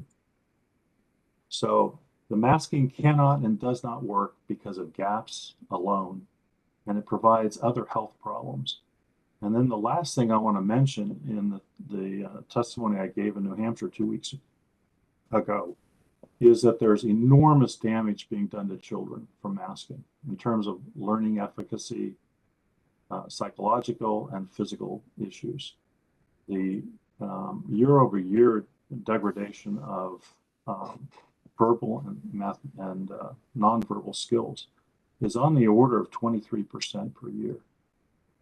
So when you look at the World Health Organization, they don't allow masking for anybody under 12 unless there's a risk-benefit analysis, which looks at the benefits minus the costs.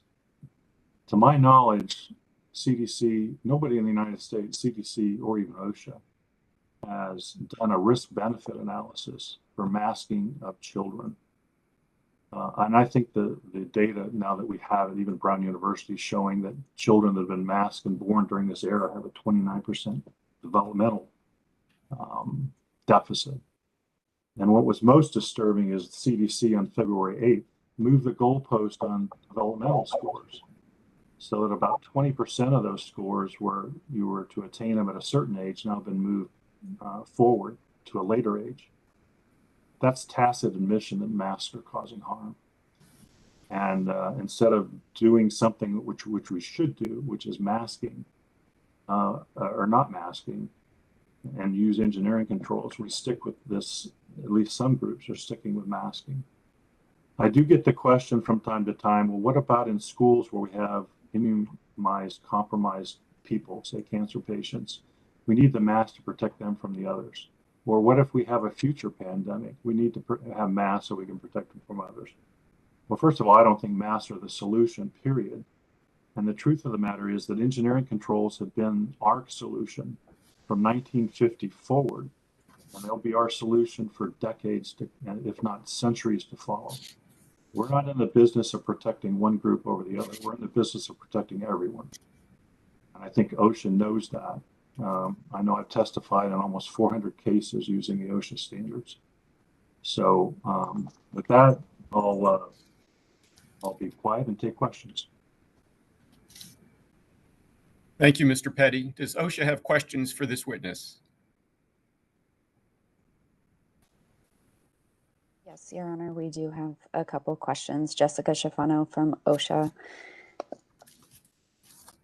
Can you clarify your position, Mr. Petty, about the PPE that you're suggesting healthcare workers wear in healthcare settings, both anyone working in the setting itself, as well as healthcare workers that are specifically interacting with suspected or confirmed COVID patients?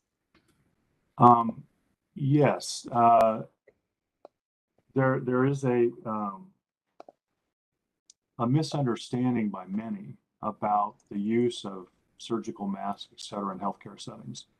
Those masks have been intended for stopping large, and you can cite the literature in many, many places, for large droplets, sputum, blood spurts, et cetera. the data, especially looking at influenza for viruses, which are similar particle sizes, has always shown that those masks do nothing to protect either the doctor or the patient from disease transmission. And what you depend on in hospitals, and that's why they have very, very stringent HVAC system requirements. That's what you depend on to protect that, along with hygiene and cleaning surfaces.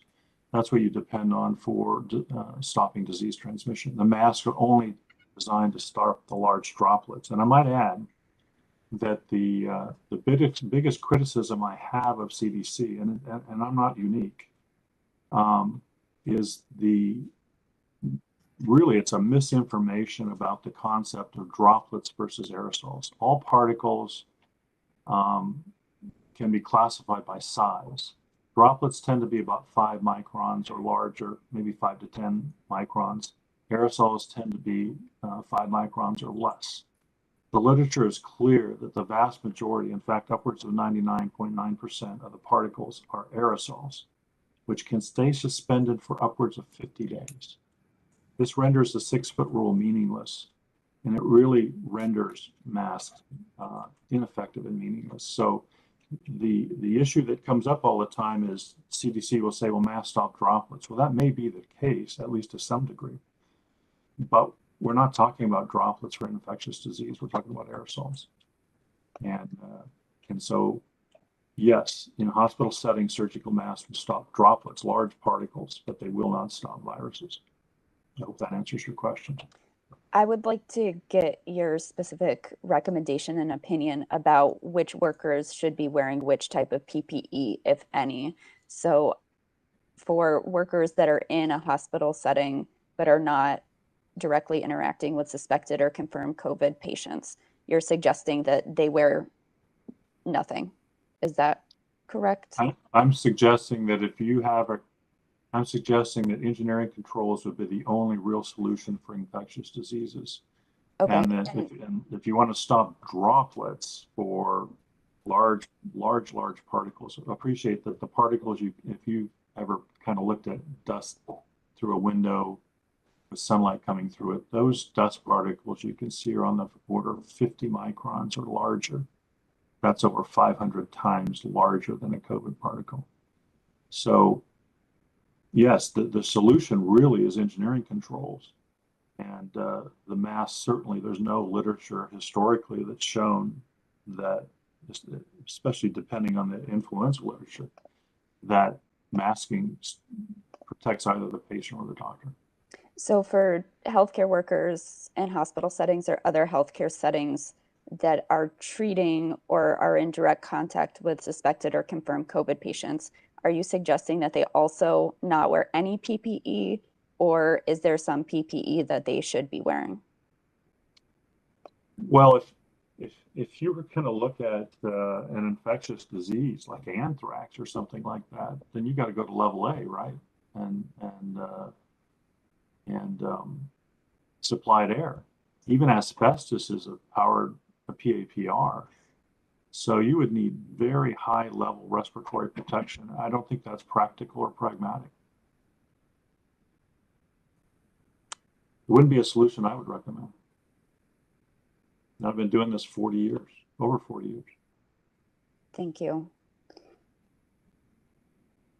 So you've mentioned engineering controls a number of times that, you know, as the way to ensure that workers are protected. So can you describe, if they're not going to be able to wear respiratory protection or any other PPE that is able to protect them from COVID, for healthcare workers that are treating or interacting with suspected or confirmed COVID patients, can you describe some of the other engineering control solutions that healthcare settings would need to put in place to protect these workers? Sure.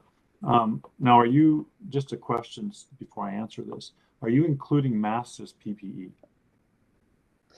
I think we went through the whole different discussion of masks and PPE and respirators that I was looking for. So I think what I'd like you to focus on in this response is what other controls outside of PPE including all the things that I just mentioned, are Sure. the controls that you would be recommending? Because the ASTM mask standard, as you probably know, that's cited by CDC, says flat out that masks are not PPE and they're not protective. So when you mention PPE, I assume you're assuming respirators for respiratory protection, not masks. Yes, thank you. You answered all of my questions about PPE, so I would like to see So what let me you have answer to the say question about on engineering engineering controls. Yes, thank you. There's really 3 bins. And I've written entire podcasts of 10 minutes or more on these. If you want to go to Petty Podcasts on rumble.com, number 6. And then I can also send the committee my updated presentations on these, but let me go through them verbally. The first is dilution ventilation. This is more practical in a residential setting and or light commercial. And simply opening windows and doors can dilute concentration of contaminants between a factor of 100 and 1,000. One of the statements I've made is that within ASHRAE, we have the 91 committee energy efficiency, and we have 61, 62 on indoor air quality. And the difficulty we have in commercial buildings and industrial settings is that we have dampered down the fresh air so much so that you get anywhere from 5 to 10% of the air that circulates in a building is fresh air, outside air. And I've been an advocate and been saying this since 2020 that we ought to take a hard look at increasing the fresh air in our commercial and industrial buildings and maybe backing off a little bit on the energy codes. That'd make a big difference. The second area is filtration. I'm not as big a fan of that because filtration does work, but you need what we call in air conditioning an MERV rating of 16 to 18 for these small particles. The difficulty there is many of the fans are not designed, because those are more restrictive filters, the fans are not necessarily designed to handle that. So you got some retrofitting that has to go on. It does work, however. The big item that I've been pushing is these destruction technologies. This bipolar ionization technology made by New Calgon and a couple of others. I have in both my homes. I live in Florida and Ohio, and both my businesses. They are reported, and there's data in ASHRAE Journal in November of 2021 that show upwards of 95% destruction of COVID particles per pass. The nice thing about that is it also destroys bacteria and mold. There are other technologies. There's hydrogen peroxide. You may remember that when we were little kids. We got that put on our boo-boos. There's ionization of hydrogen peroxide that's been used in facilities. There's some plasma technology that's being used in schools in Texas. And so those are some examples of some of the destruction technologies. I'm not a big advocate of ozone because I did early testing of that in the 90s. It basically is uncontrolled in most settings. So you either have a high ozone level or a low ozone level. If it's high, it tends to tear up your respiratory tract. So some people mention ozone. I'm not a fan of that. But the others I am. To my knowledge, I haven't seen any real negatives on the bipolar ionization technology. Thank you, Mr. Petty, for describing those examples. I won't ask you to answer here, but if you have information or specific examples about how any of these technologies have been specifically applied in the healthcare setting, I urge you to submit that sort of information to the docket for this rulemaking in the post-hearing comment period. Your Honor, there's no further questions from OSHA. Thank you. I believe we have at least 2 people in the chat. Before I promote each, let me remind our questioners that this is not an opportunity to editorialize. Simply ask your question of the witness and allow the witness an opportunity to respond. Will the contractor please promote Mr. Allen?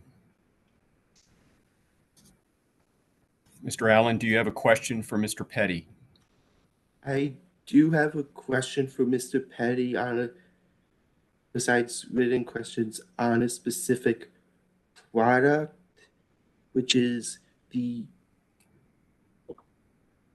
I have been aware of, and that's the Ombrust, or I'm probably mispronouncing it, but it's a surgical mask race, which I have seen evidence for an N99 and fit testing of a scale of 200 on largely female adults. Mr. Petty, do you believe that would provide a significant reduction in exposure to healthcare workers? I'm not sure I understood your question. I think you said a P100, but I'm not certain of that. A P100 cartridge in a respirator? No, Your Honor. I was saying that the Ombrust mask has a effectiveness of an N99, and that this fixed mask surgical brace has fit tested on many female workers, although it hasn't worked on me, to a level of 200, twice the standard for passing a fit test under OSHA's Part 134. My answer to your question is, I think I've given it before, is that appreciate that we view respirators as the least effective method, mainly because they don't get worn properly over long periods of time. There are some exceptions, but we basically look at respiratory protection as sort of a temporary solution until we can move up to the engineering controls, because we know in the real world people are going to break that seal. It's one thing to perfectly seal somebody with the right size and do good fit testing on an individual one time a year, as is required in the standards. But the reality is, when somebody has to wear that for hours on end, especially if it gets warm, they break that seal. And I just remind people all the time, because I've tested for anthrax and I've worked on nerve agents. Let's imagine that you wear this mask and it's perfectly good when you set it up and you seal it on the person, and they have to wear this for days on end. And if they were in an environment where there's nerve agent and they crack that seal, they're in trouble. So the solution has always been ventilation, dilution, filtration, and engineering control. So I know there's this effort, you say, well, this is a better version of a respirator. I'm not necessarily denying that. I'm just saying that's not the real long-term solution.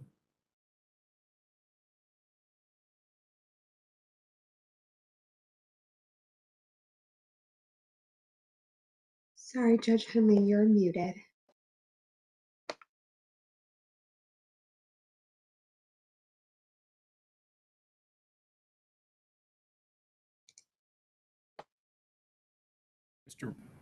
Will the contractor please promote Mr. Baryam? His hand is now down. If you would like to press the raise hand button, if you would like to raise your hand again. Mr. Baryam, if you have a question, please raise your hand. He is now a panelist.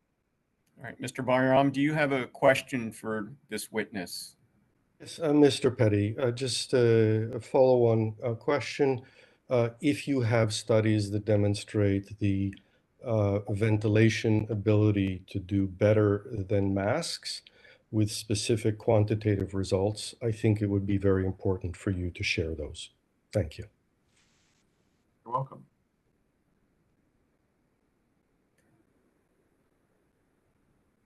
Are there any other questions in the chat or *3 for this witness?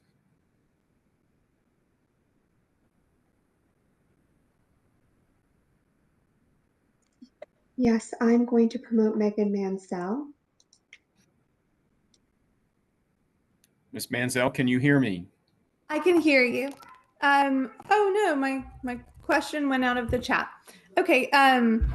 I was wondering, I know that you've done quite a bit of consulting with special needs populations, which can kind of border on medical with aerosol generating device use within the school setting or changing of colostomy bags.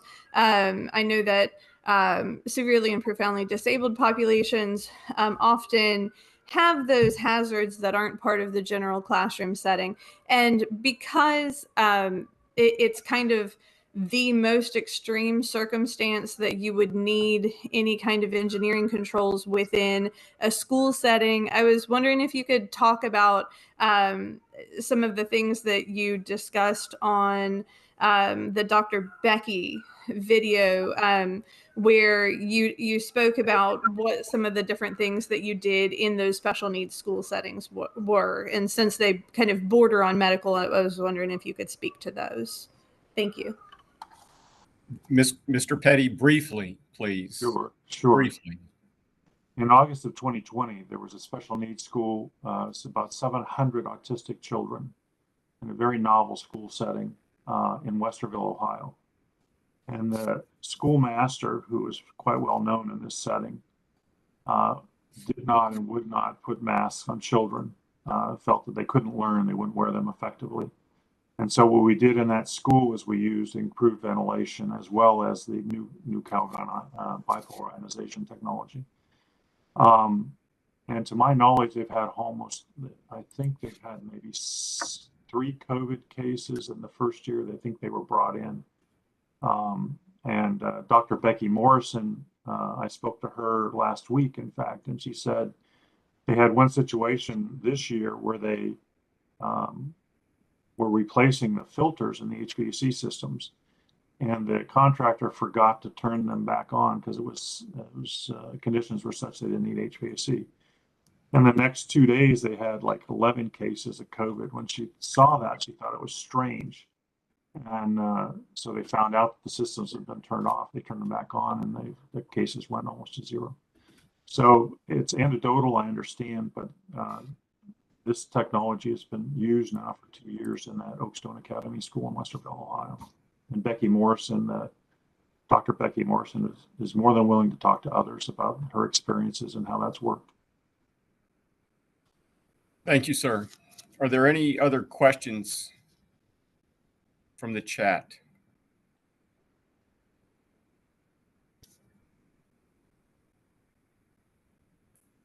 Apparently not. Mr. Petty, thank you very much for your testimony this morning. Thank you, sir, as well, Your Honor. And if somebody could let me know where they want me to send stuff, I'd sure appreciate it. Please send it to ets@dol.gov.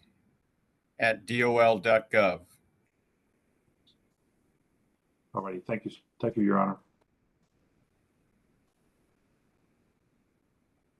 So I think we'll hear from one more witness before we break. Is Mr. Hedges available? If so, please promote him to panelist.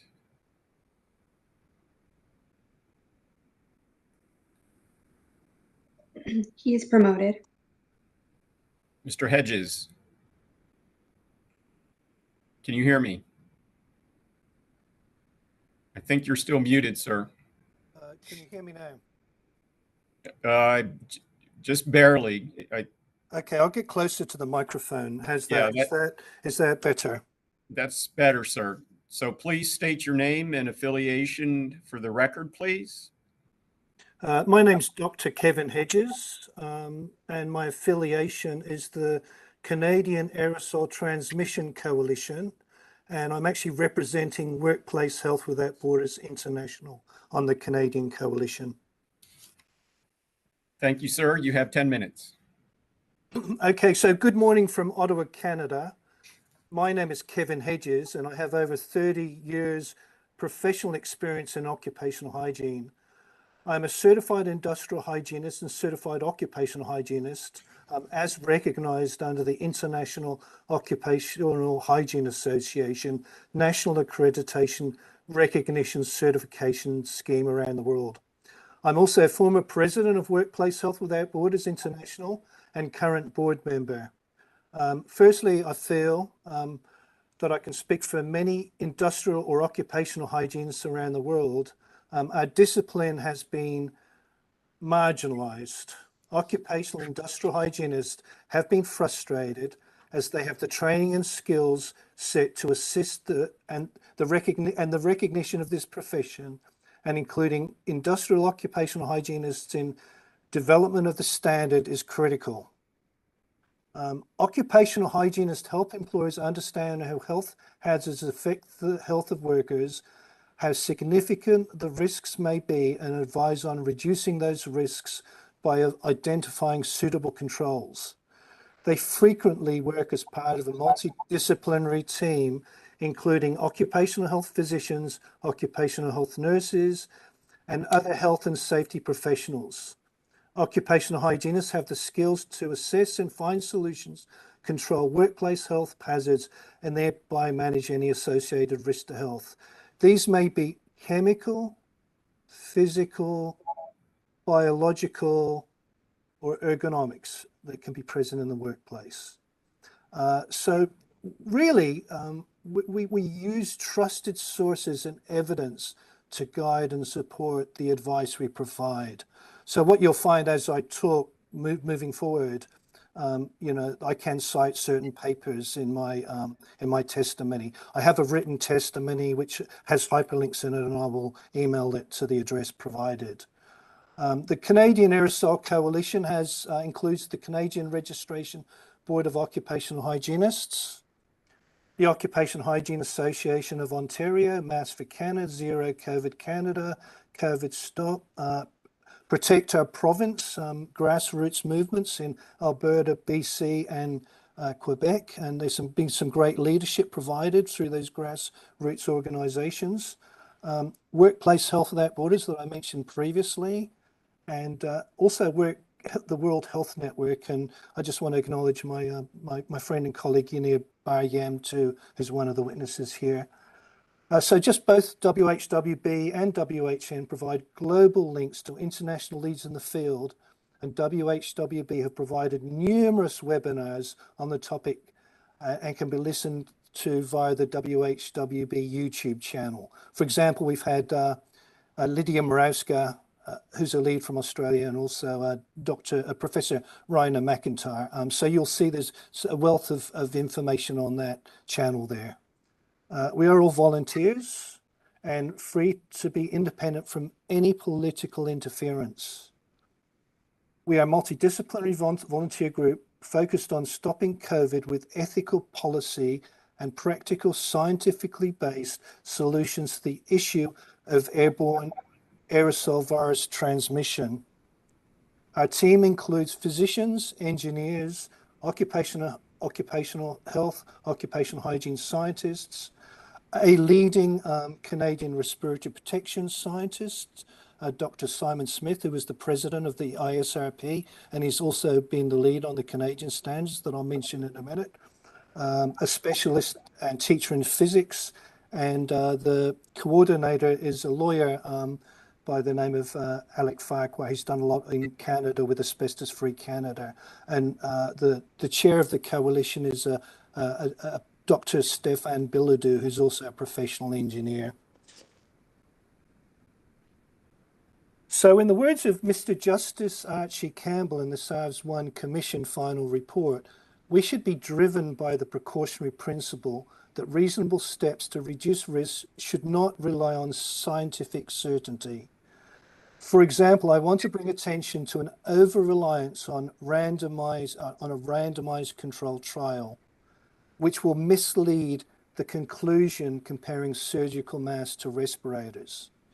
As Dr. Brosseau demonstrated, we know properly filtering and fitted face-piece respirators are designed and shown to be effective against aerosol transmission. Why would we contemplate an RCT study?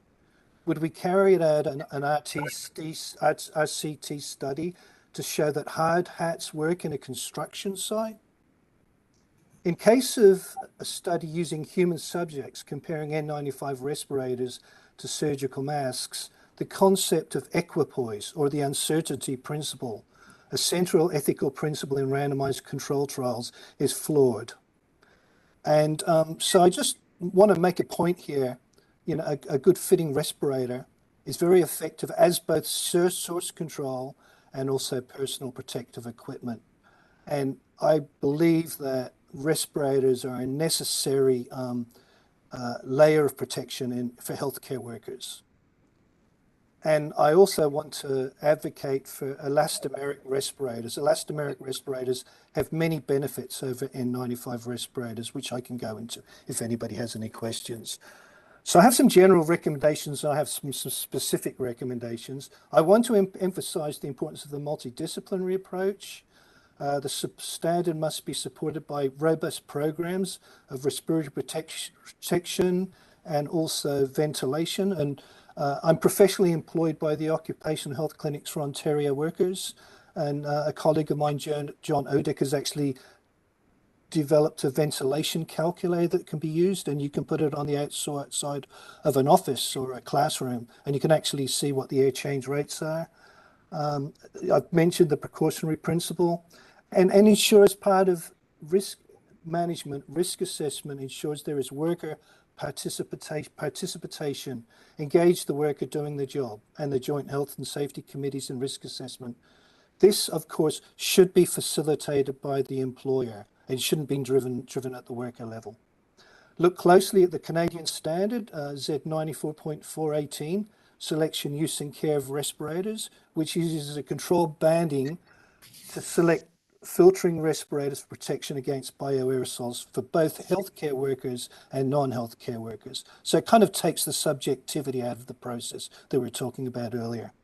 Look closely at CSA Z94.4.1, 21, performance of filtering face-piece respirators. This standard is intended to support a national respirator certification program for Canada. Regarding control banning as part of the Osha standard, I highly recommend the application of a control banning framework. To get more information to apply control banning as part of the standard, in addition to the excellent guidance provided by Dr. Brassu, who helped lead the ACGIH group. And also, I just want to make mention of a control banning expert in the US, Dr. David Zork. He's presented through both Workplace Health Without Borders and the Occupational Health Clinics for Ontario Workers. I have also presented on applying the hierarchy of prevention control banning for COVID through OCAO, and the presentation material is available on the site. Finally, something that we need to discuss collectively is the notion of epistemic trespassing. I refer to you to a recent webinar provided through OCAO featuring Dr. Colin Furness, who's from the Dalla Lana School of Public Health in the University of Toronto. In the context of Dr. Furness's talk, think about the concept of a team of experts or an expert team. A functioning expert team is critical to the success in pulling together this much needed standard. So as part, of really promoting good solutions like the Rosenthal Corsi box and CO2 monitoring, I also want to, just for the records, bring your attention to a recent publication by Dr. Raymond Tellier, who's a well-known microbiologist in Canada here, just recently published paper. It's called The Case for Aerosol Transmission, and it's in the interface focus. And I also just want to acknowledge John Odick, who would probably be one of the most experienced and qualified or skilled occupational hygienists in Canada. And I think I've got about 1 minute to go. So the thing is, we have a huge coalition. We have a coalition with lots of different members represented. We have Workplace Health Without Borders, who've provided, multiple webinars via YouTube. We're closely linked in with the World Health Network. So I think just looking at going forward, as OSHA develops the permanent standard, please reach out. We're here to help. We've got a great international network, and some of the questions that's been asked previously, we can bring experts into the realm to ask some of these questions and cite standards and the literature. Thank you, Your Honor. Thank you, sir. Does OSHA have questions for this witness? We have a couple questions for Dr. Hedges. Thank you very much for your testimony today. We really appreciate it, and for your offer to submit more evidence and studies to the post-hearing comment period record. And we encourage you to do that. anything that you have that would be relevant to respond to things that you've heard throughout the course of the hearing or questions that have come up, that would be appropriate to submit during that post-hearing comment period. In particular, if you can talk in your post-hearing comments about the types of enhancements to ventilation and filtration that you've seen implemented or recommended at healthcare facilities, we would greatly appreciate that specific information. And then just one clarifying question. In your testimony today, you mentioned that you recommended filtering face piece respirators for healthcare workers. Can you elaborate on that a little bit? And is it for workers doing any activity in a healthcare setting, or is that recommendation for healthcare workers that are interacting with or treating suspected or confirmed COVID patients? Both, and it really depends on the risk. So, you know, for healthcare workers treating suspected or confirmed patients, and in some situations, an N95s might not be good enough. You know, it's there's benefits in using elastomeric respirators. They're reusable. There's huge cost benefits, and there may be some situations where there's poor ventilation, where powered air purifying respirators may be needed. Now, in other parts of the hospital, you know, if patients are coughing, you know, or there's, you know, there's certain situations where, you know, there could be an outbreak in the hospital, for example, that's kind of a trigger where they need to react fairly quickly. Then they should really be thinking about the respiratory protection program and it's really a life skill for healthcare workers. You know, it's not just a select few having the training and being part of the respiratory protection program. It should be a life skill. You know, moving forward, it should be a life skill. And I just want to add to that, the Canadian standard that I mentioned, CAN 94.4 has a controlled banding selection process. So I think if the process flow diagram is followed and the controlled banding process is applied, some of those questions will be answered just by following that standard for those other workers in the hospital. And like I said, it covers both healthcare workers and non-healthcare workers. And yes, it's really more specific information. I could connect you with Dr. Simon Smith, who actually led the bioaerosol component of that Canadian standard. Thank you very much. And we would appreciate any information that you can submit. Can I just add to that? And I guess my answer is probably a little bit in odds with the previous speaker. You know, and I really think that the hierarchy of control should be looked at a different light here, because, you know, respirators are source control. We are emitters. We generate a virus. We're the polluter as well. So, you know, it's almost like we need to turn the hierarchy of control on its side. And so, and also, following up on Theo Allen's comment, it's really important to think about respirators being source control as well, not only personal protective equipment. Thank you. Thank you, Dr. Hedges. And in response to my first question about what healthcare workers should be wearing respiratory protection for what types of activities, any additional information you can provide to the record on those controlled banding strategies, as well as how they would be applied in practice, in addition to specific risk scenarios that might be in a healthcare setting, where respiratory protection would be recommended.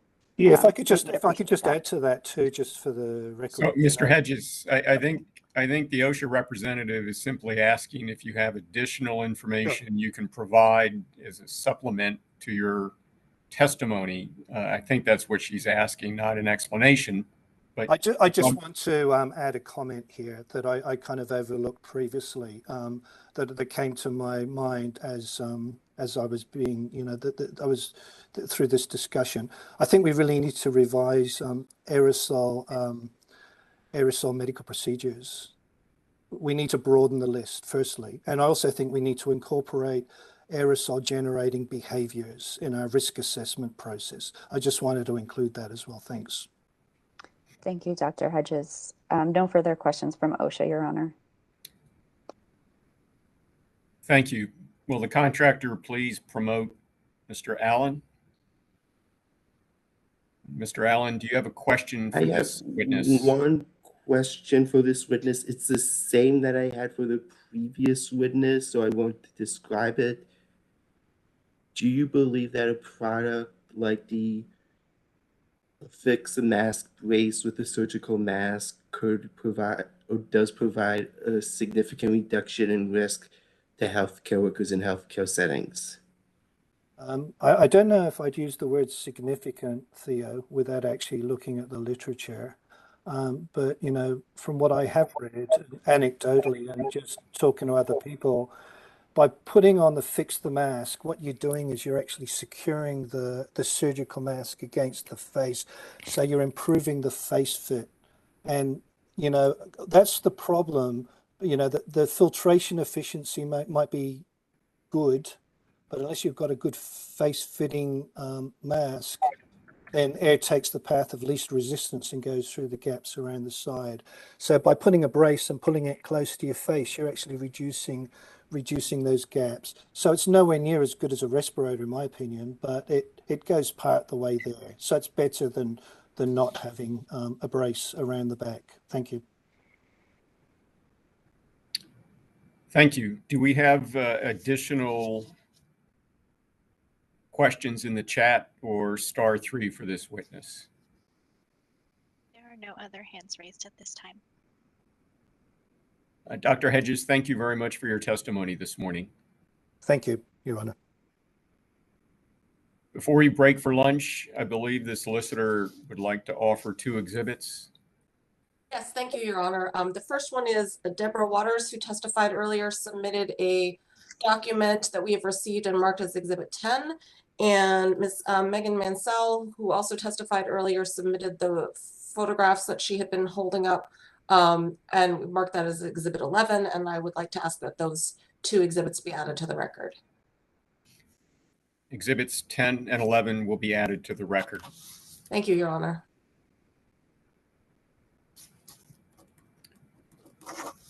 We'll reconvene at 12:30. Till then, the hearing is in recess.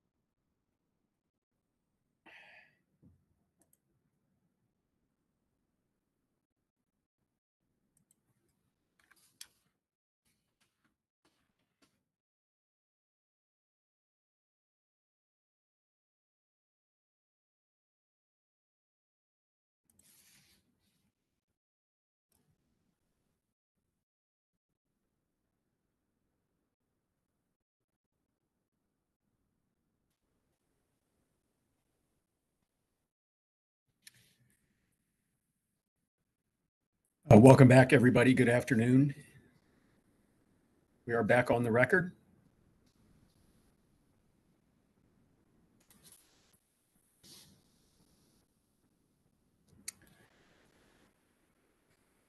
Before we proceed with our next witness, I'd like to remind all of our remaining witnesses to please speak slowly and enunciate to ensure that we accurately transcribe your testimony. Will Winifred Carson Smith please raise your hand?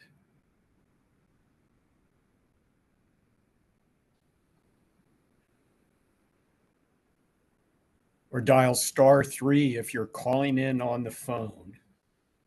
Winifred Carson Smith.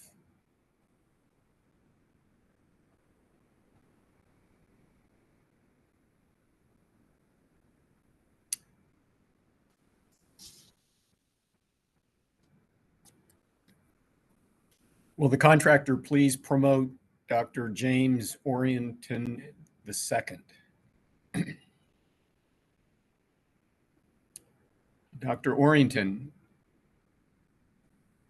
Hello, can you hear me? Yes, I can, sir. Thank you very much. Good afternoon. Please state your name and affiliation, if any, for the record, and then you may proceed with your 10 minutes. Hi, I'm Dr. James Orrington. I'm the CEO of AirGuard Health, also the inventor of AirGuard Health.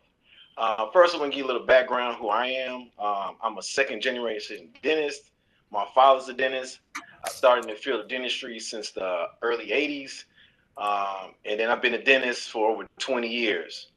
Also, when I first started my collegiate career, I was actually a chemistry engineer. I worked in a bio lab in Tuskegee University. There we did a lot of gene sequencing of chickens. And then also later on that summer, I worked at Abbott Laboratories. At the time, it was the best scientific internship in the country. I worked there at Test Lab 70. I learned a lot. We focus on such as bare aspirin and things of that nature. So you can say I'm a dentist in one hand, and in the second hand, I'm a chemist because I love chemistry. So let's get started here. Can we get to the next slide, please? Here, basically what we already probably discussed several times in this panel is basically the dangers of aerosol. Oh, one other thing I'd like to mention too, I forgot my membership to OSUP. OSUP is a scientific community. It's a non-for-profit scientific community started by Henry Schein. And OSUP basically is a scientific community that basically brings the smartest minds together in the country and think about infection control. All we do is eat, breathe, sleep, infection control. That's all. So in the start of the pandemic, it was a big infection control meeting, and we found out that, unfortunately, all cloth masks fail. Yes, I was surprised to learn this too. All cloth masks do fail. It was even verified by the U.S. military, and I couldn't understand why. But when they actually presented their data, they explained why. For instance, a person with an N95 mask in, let's say, Miami, Florida, masks would fail quicker than someone's N95 mask in Boston, Massachusetts. The reason why is the environmental effect. They said outside, the environmental, the moisture in the air, everything like that would degrade your mask faster than someone in a more cooler climate. There are also found more research from a company called Ford C. Air. They were founded by a Stanford scientist and also a U.S. Energy Secretary, Dr. Chu, and he's also a Nobel Peace Prize winner. He also explained, or actually went in detail in why the mask fails. He showed the mask actually fail from the inside out. I couldn't believe it. So they actually showed data that actually shows how and why we destroy a mask. And I'm going to show you guys a quick example. You can easily go to any mirror, any window, or even a piece of plastic like this, and just breathe. Hopefully you see something. If you don't, check your pulse and see you're still alive. I'm sorry, a little joke, but I want you to understand this piece of plastic just shows what's coming out of our mouths is water, moisture. So the mask dissolves, the moisture from our breath every time we speak destroys our mask. So the longer we wear a mask, the quicker we destroy it. Unfortunately, there's no way to determine exactly when your mask failed, and that's the problem. So I want OSHA to look in alternative ways to protect us healthcare workers. I'm also a practicing dentist. I practice here in Chicago on the south side in the inner city. It's the economic depressed area. And I can tell you, we are on the front lines, such as every dentist, every hygienist, every dental assistant. We are only the professionals that see patients without a mask. Earlier, another doctor said himself, the patient is the irritant or the pollutant. So when the patients come in, they actually are upsetting or damaging the atmosphere in the office. So these barriers work.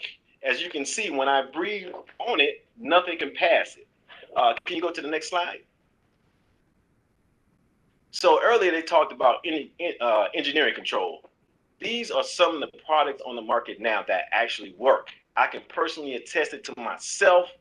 I use them and they work. These are all the units on the market. One in particular I'd like to call attention to is the IQ Air unit. That's the unit I purchased at the very start of the pandemic. It works. However, I had to add a little piece to it to make it more better because I noticed fluids and aerosol would get past the tube there. So I created a barrier that can be attached to the tube. So I would like to say barriers do work. They disrupt the airflow. However, once you disrupt the airflow, you need to control it with engineering controls to clean it. You just don't want to use an exhaust to dump it outside. You making one problem and change it to another problem. You want to clean what's coming out the patient and dump it right back in the same atmosphere after it's been cleaned. Next slide. Here's some more models out here. I was letting you know it's a variety of models for engineering control. Like I said, these are the best models to control aerosols coming out the patient's mouth so the air can be clean, because in the healthcare profession environment, the air is underneath attack. Next slide.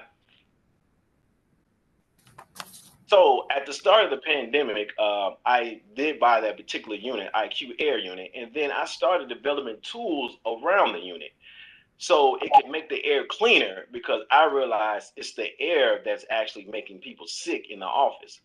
Next slide. So I invented the AirGuard MP and XP.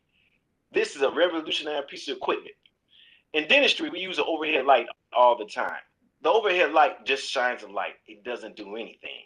So what I realized when I was wearing my face shield, things were coming out of the patient's mouth because I can physically see it on my face shield. So what I did was I did a new inventive way by taking the face shield off my face and just hovered it over the patient. There, you catch everything coming out the mouth to be pulled in to clean, and also it makes the air cleaner for everyone, because when the patient mouth is open themselves, they are also exposed to breathe in other pollutants from other patients. Next slide, please. Here's just more in-depth to show you that this can easily replace any dental head over light in any dental office. You can actually use this in something in a dermatology office also. It has the innovative light at the bottom. You can change the lighting to whatever color. I'll show you in a minute. Also has four-corner lighting. It has the four-corner strips. And then we also have another version I'll show you in a minute with magnification. Next slide. Here, they're showing you the different lighting streams we use in dentistry, but we can easily make adjustments and maybe use that in dermatology, because I know they use certain lights on the face also. So this is another avenue of infection control by using engineering controls, by including a barrier with suction and pull to be pulled into an air purifier to be cleaned. Next slide. Here, I'm just showing you the different, lengths of the distance between 12 to 14 inches, just enough you can get your instruments on the slide. underneath the machine. Next slide. Here, I'm also showing you the capacitive touch of the machine. This can also increase efficiency in the dental office and or the medical office because it's easy to use with gloves on. You can easily increase the lighting, decrease the lighting, and things of that nature. Next slide. Here's just showing you all the aspects in use. Once again, you have at the bottom in the third window over, or the third picture over, you can easily see the opening. We call that the dental crate. This prevents from anything to be sucked in and pulled by accident, so you can clean the air as soon as the patient opens the mouth so the environment can be clean and stay clean. I do recommend also you can have additional layers of protection behind after the patient, such as you can do the air purifier on the corner, or you can have the UV in the ceiling. It's just we need as much defense as possible to keep the air clean so we can keep our healthcare workers clean so they can continue to help patients. Next one. Now, this is the revolutionary new piece of equipment that has revolutionized dentistry. This piece of equipment is basically 7 to 8 tools in one. And basically what I did, I combined tools that we already use in dentistry. So here you're looking at the computer itself. Everyone thinks it's a tablet. It's not a tablet. It's a real computer display. So what I did, I combined the computer, the face shield, and basically everything we use already into dentistry into one. Can you go to the next slide? So this is showing the different magnifications. We have different sizes. I think this is the 3rd generation. This generation right here can attach to any articulating arm by DCI or any other arm similar to DCI. It could be attached to the ceiling. It could be attached to the wall. It can be even attached to the dental chair. Next slide. So here you can see you can easily use this instead of the doctors using the old dental loops, optical loops. You can use a digital magnification, which is better. When you're using digital magnification, you then open up the doors for new possibility. This product can also be used in school settings, so the doctor can evaluate the patient, or student doctor in real time. One thing in dentistry, how we usually evaluate patients, the doctor physically have to go into the operatory, making more patients or more people in the room when the doctor can be safe in their office, observing the student doctor working, so therefore it can grade in real time. Next slide. Just showing more of the XP, and to show you the different versions. Like I said, it has the crate at the bottom and also has the tablet. Also, the tablet, you can basically plug in additional cameras for streaming to different locations. Also, you can interact with the patient. So it's basically a two-way communication also with the patients. Next slide. Now, here's the product lines right here. The LT is the first version, which you also see right behind me. And what it does is just, that's attaches to the air purifier, which is the IQ Air Unit dental series. And the next one, the MP and XP, are something that can easily replace every overhead light in a dental office, making it better and more efficient and cleaner for the patient, the doctor, and the staff, because we realize that the patient is coming into the particular office and then upsetting or contaminating the air in the dental office. This is the solution to make the air cleaner and better for everyone, for the staff, the patient, and the doctor. Next one. Next slide. And here, I'll just put it in words, some of the processes that we can use for this. First and foremost, this can be utilized quickly in every retirement facility, assisted living facility. The reason I say that because I have a lot of staff and colleagues that have loved ones in retirement homes. And unfortunately, they're more focused on bigger problems, not dental oral hygiene. So something like this can easily be installed in all these facilities. And now all you have to do is send one person, such as the assistant, and the assistant can clean their teeth, evaluate, monitor their teeth. And then when any work that needs to be done, the doctor can physically come to the location and do the work in a clean, sterile setting, because the machine itself is actually doing engineering controls. It's actually sucking up what the patient is giving off. Next slide. And I want to thank you for this opportunity, Osha. And one thing I like to say, I always like to ask people this question when I interact with them. I like them ask them so I can understand their ideology. And I like to ask Osha, your ideology. What is your most important asset? You should have the same answer as all of us.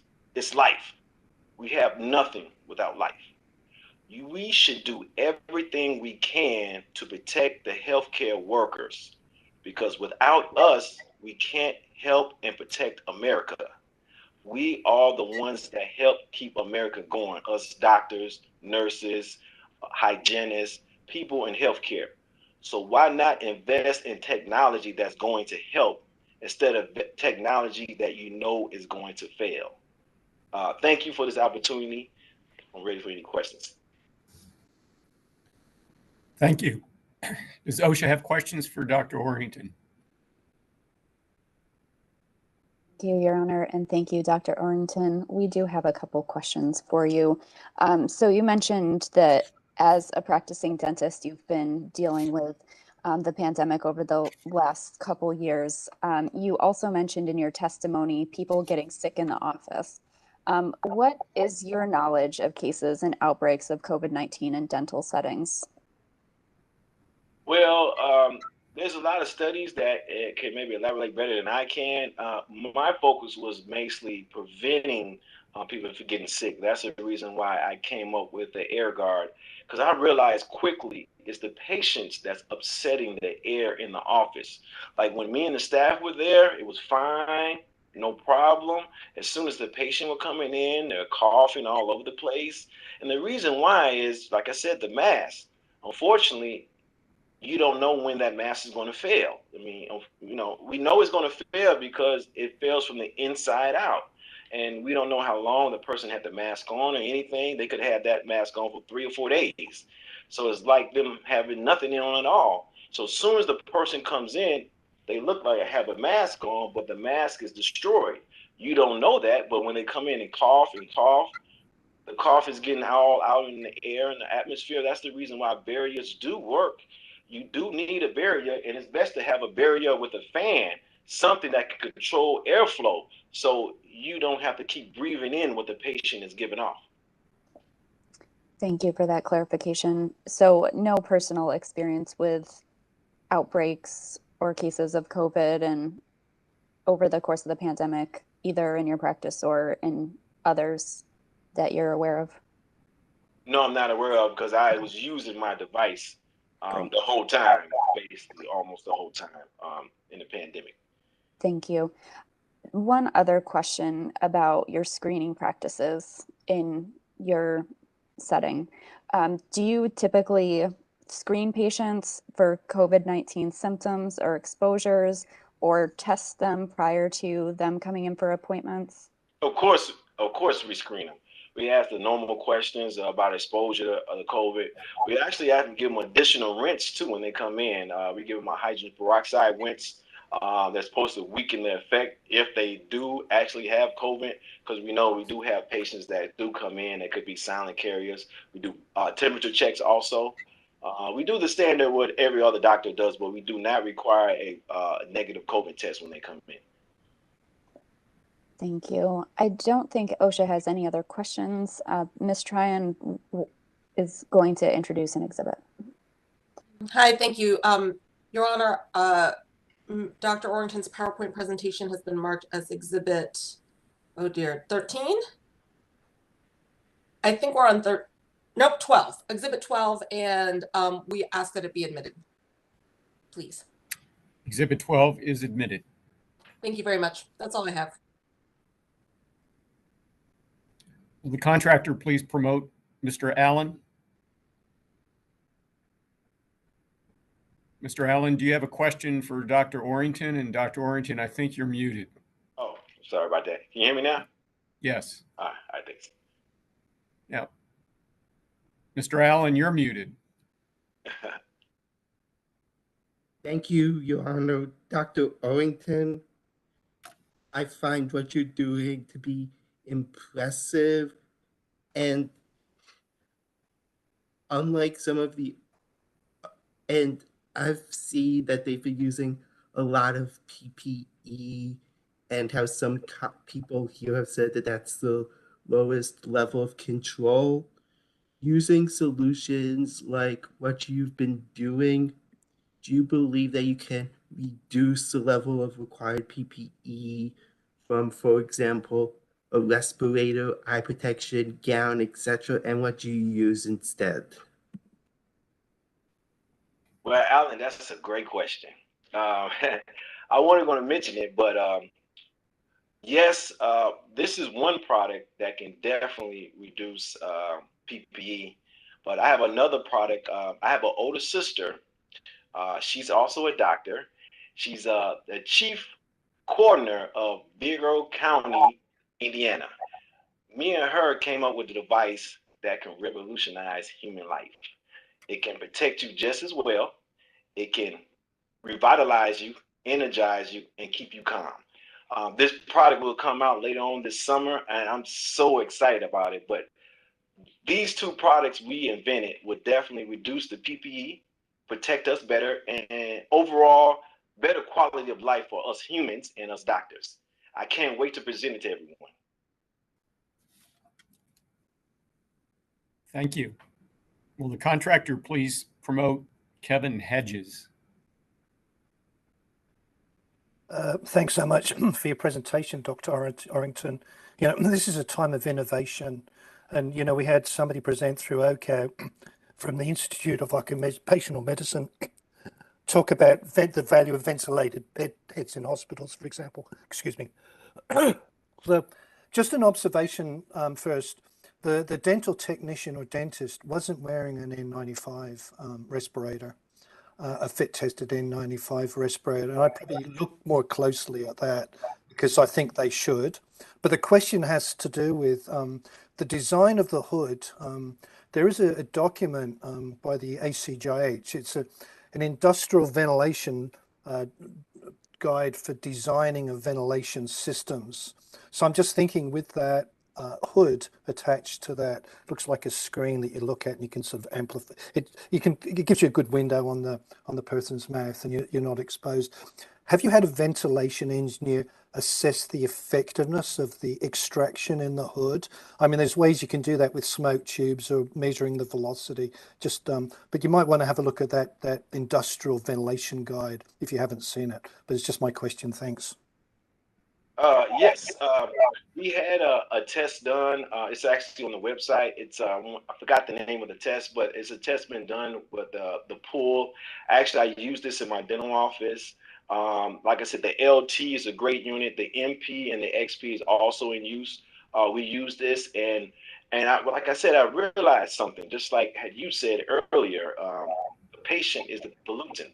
Something is coming out the mouth. As I just showed you, when I use the plastic shield, moisture is coming out along with other things attached to that moisture. So the key thing is keeping the air clean, because the patient is the one upsetting the atmosphere. And every doctor, every nurse can tell you it's totally different when it's just doctors and nurses there. Then when you bring in a sick patient, then the atmosphere and the air changes. So we need as many tools as possible, many barriers as possible to keep the air clean. Just past last week, April 28th, 2022, Colorado just confirmed its first case of H5N1, which is the highly infectious bird flu. This is getting serious. We need as much protection as we can. Thank you. Thank you. Will the contractor please promote Yanir Baryam?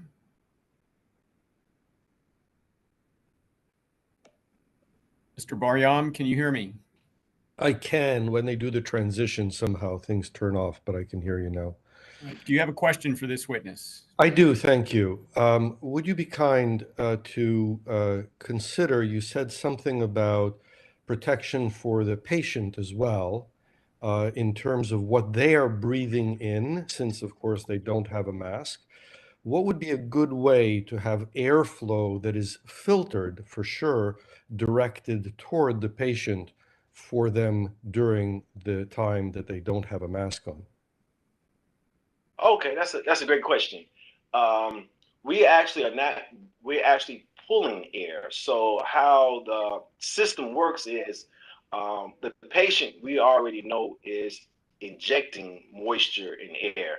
Every time they speak or breathe, something is coming out. So we chose a method of sucking, pulling, but there could be another method of pulling. Unfortunately, our system we invented here is about sucking and pulling because there's a lot of data that shows when we're working in dental mouth using such generating aerosol procedures such as a prophy angle or a dental drill, things are projected up to 6 feet away from the patient. It can be behind the patient, it can be in front of the patient, the side. It's all over the place.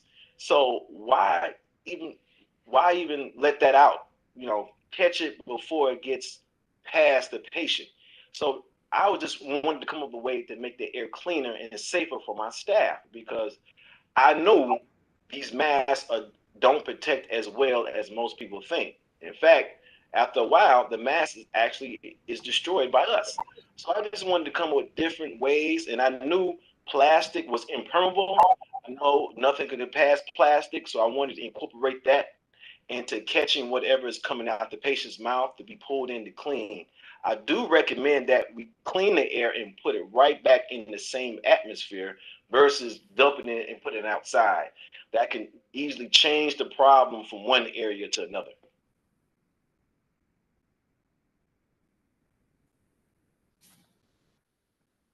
Thank you. Are there additional individuals with questions for Dr. Orrington?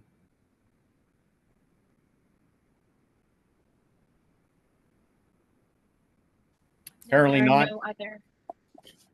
Thank you very much for your testimony, Dr. Orrington. Thank you, Judge. I appreciate the honor. I appreciate this honor. Thank you.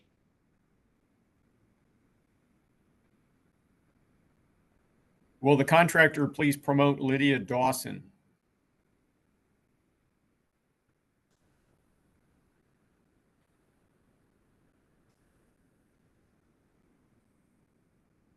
They have been promoted.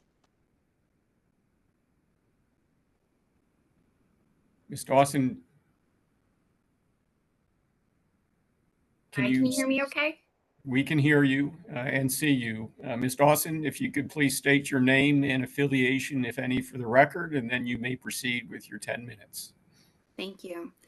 My name is Lydia Dawson. I'm the Director of Policy, Regulatory, and Legal Analysis for ANCOR. ANCOR is a national nonprofit trade association representing nearly 2,000 providers of community-based services for people with intellectual and developmental disabilities. Combined, we support over 1 million individuals with disabilities and work collaboratively to shape policy, share solutions, and strengthen community.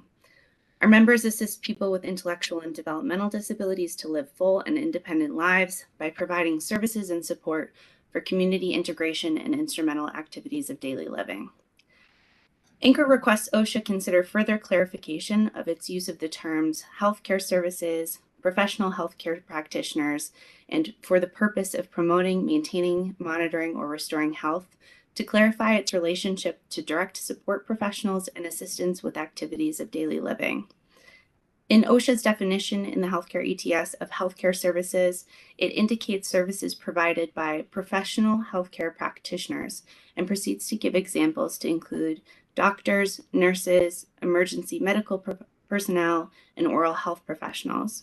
However, professional healthcare practitioners is not defined further in the rule, leaving the term open to broader interpretation of what services are within and outside of the scope.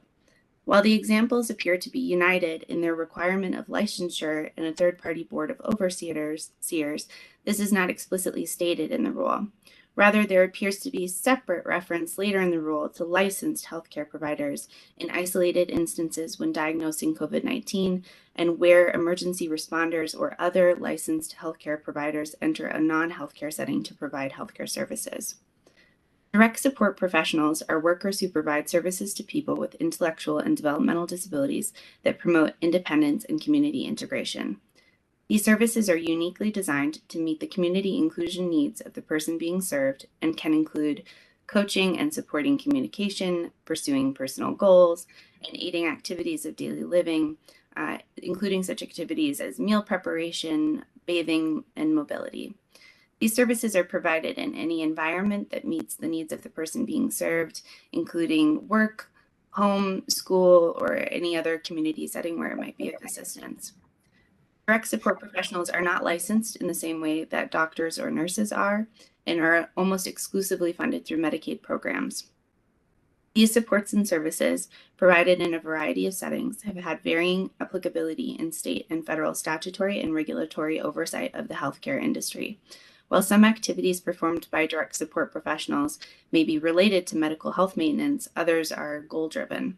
Career planning and employment support, for example, are individualized services and training activities provided to improve an individual's ability to independently maintain competitive integrated employment.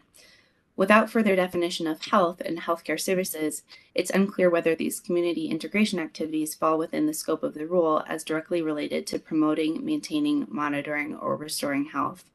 Moreover, it's unclear whether this scope is defined by the funding stream, the service definition, or the activities actually performed. This has led to inconsistency in regional interpretation and compliance activities at the time that the healthcare ETS was in enforcement.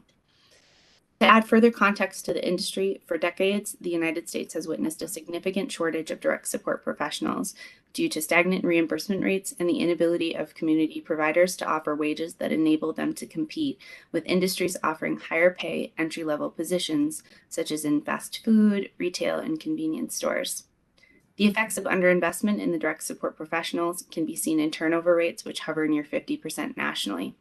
With the onset of COVID-19, new pressures and hazards of providing essential close contact services during the pandemic have further exacerbated and accelerated the workforce crisis. While many in the private sector pivoted by offering increased wages and hazard pay, community providers, who rely almost exclusively on Medicaid funding and are thus beholden to paying wages that Medicaid reimbursement rates will permit, lacked the resources to fund these kind of unanticipated programmatic costs. At approximately $13 per hour, the median wage for direct support professionals nationally is simply insufficient to slow the exodus of workers from the field. ANCOR surveyed community providers over a 5-week period beginning in August 2021 to glean a deeper understanding of the impact of the COVID-19 pandemic on the direct support workforce crisis. Did you say to slow down? I think if that was the court reporter that came on, is there somebody else on the line? No, it's me, the court reporter. I'm sorry, you're reading so fast. Oh, that's fast. Okay. Oh, yeah. I'm sorry. Ms. Dawson, if you could slow down a little. Of course. ANCOR surveyed community providers over a 5-week period beginning in August 2021 to glean a deeper understanding of the impact of the COVID-19 pandemic on the direct support workforce crisis, and in turn, providers' ability to deliver the highest quality supports possible. Survey results found that 77% of providers were turning away new referrals, 58% of providers were discontinuing programs and services, and 84% of providers were delaying the launch of new programs or services due to lack of staffing. The 58% of providers discontinuing programs and services was particularly an important statistic to pay attention to because it represented a 71% increase from the same statistic surveyed in a pre-pandemic model. So providers were significantly increased in discontinuing programs and services after the pandemic due to lack of staffing.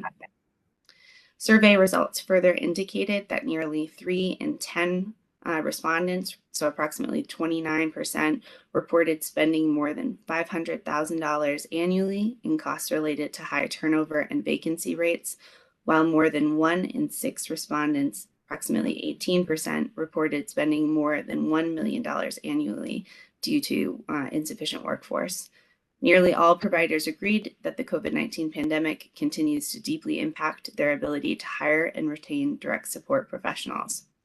While we understand and appreciate the importance of OSHA's development of these workforce standards, we urge OSHA to work with Centers for Medicare and Medicaid Services, CMS, to focus attention and support for competitive wages in tandem with any new provider and workforce requirements.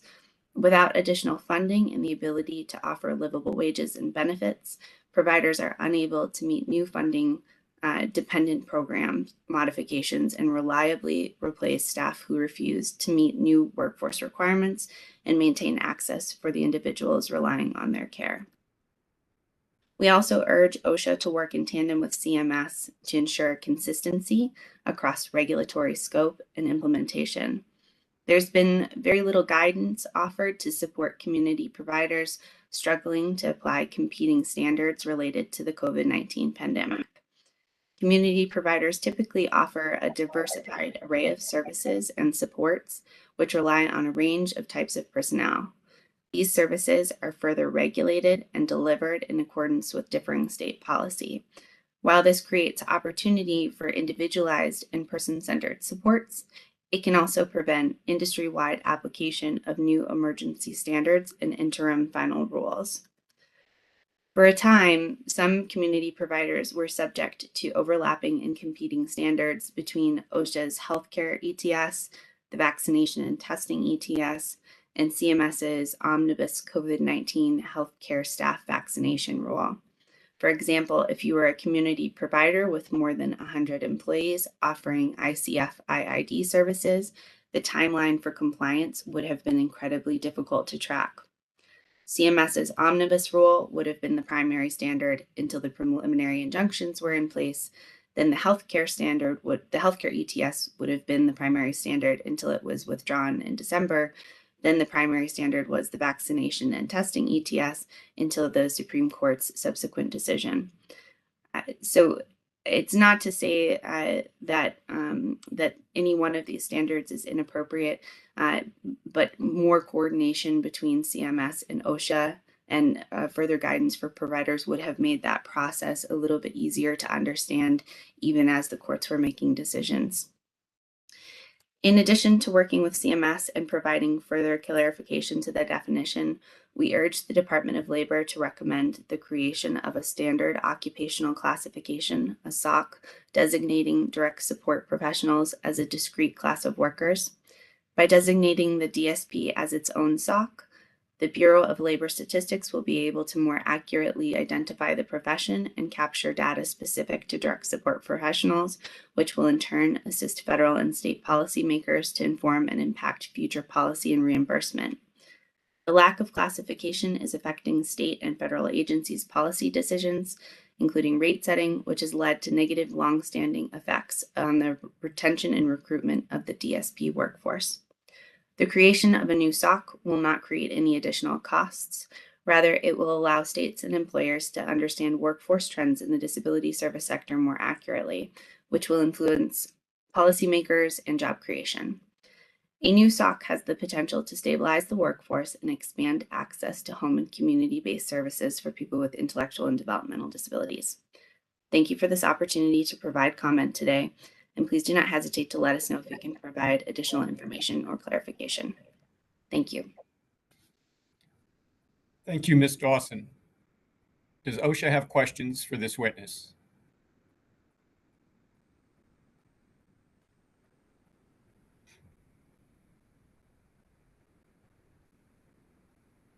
I think that I am up first this time. Thank you. My name is Jessica Stone. I am an economist with OSHA. Thank you for testifying for us today. One quick, easy question. I think this is the survey you were referencing in your testimony, the impact of COVID-19 on organizations serving individuals with intellectual and developmental disabilities. If you've done any work to update any of the data in that survey, we would be interested in seeing that. That would be helpful for us. So if you have anything more recent, if you could submit it with your post-hearing comments, that would be very helpful. Or be happy to.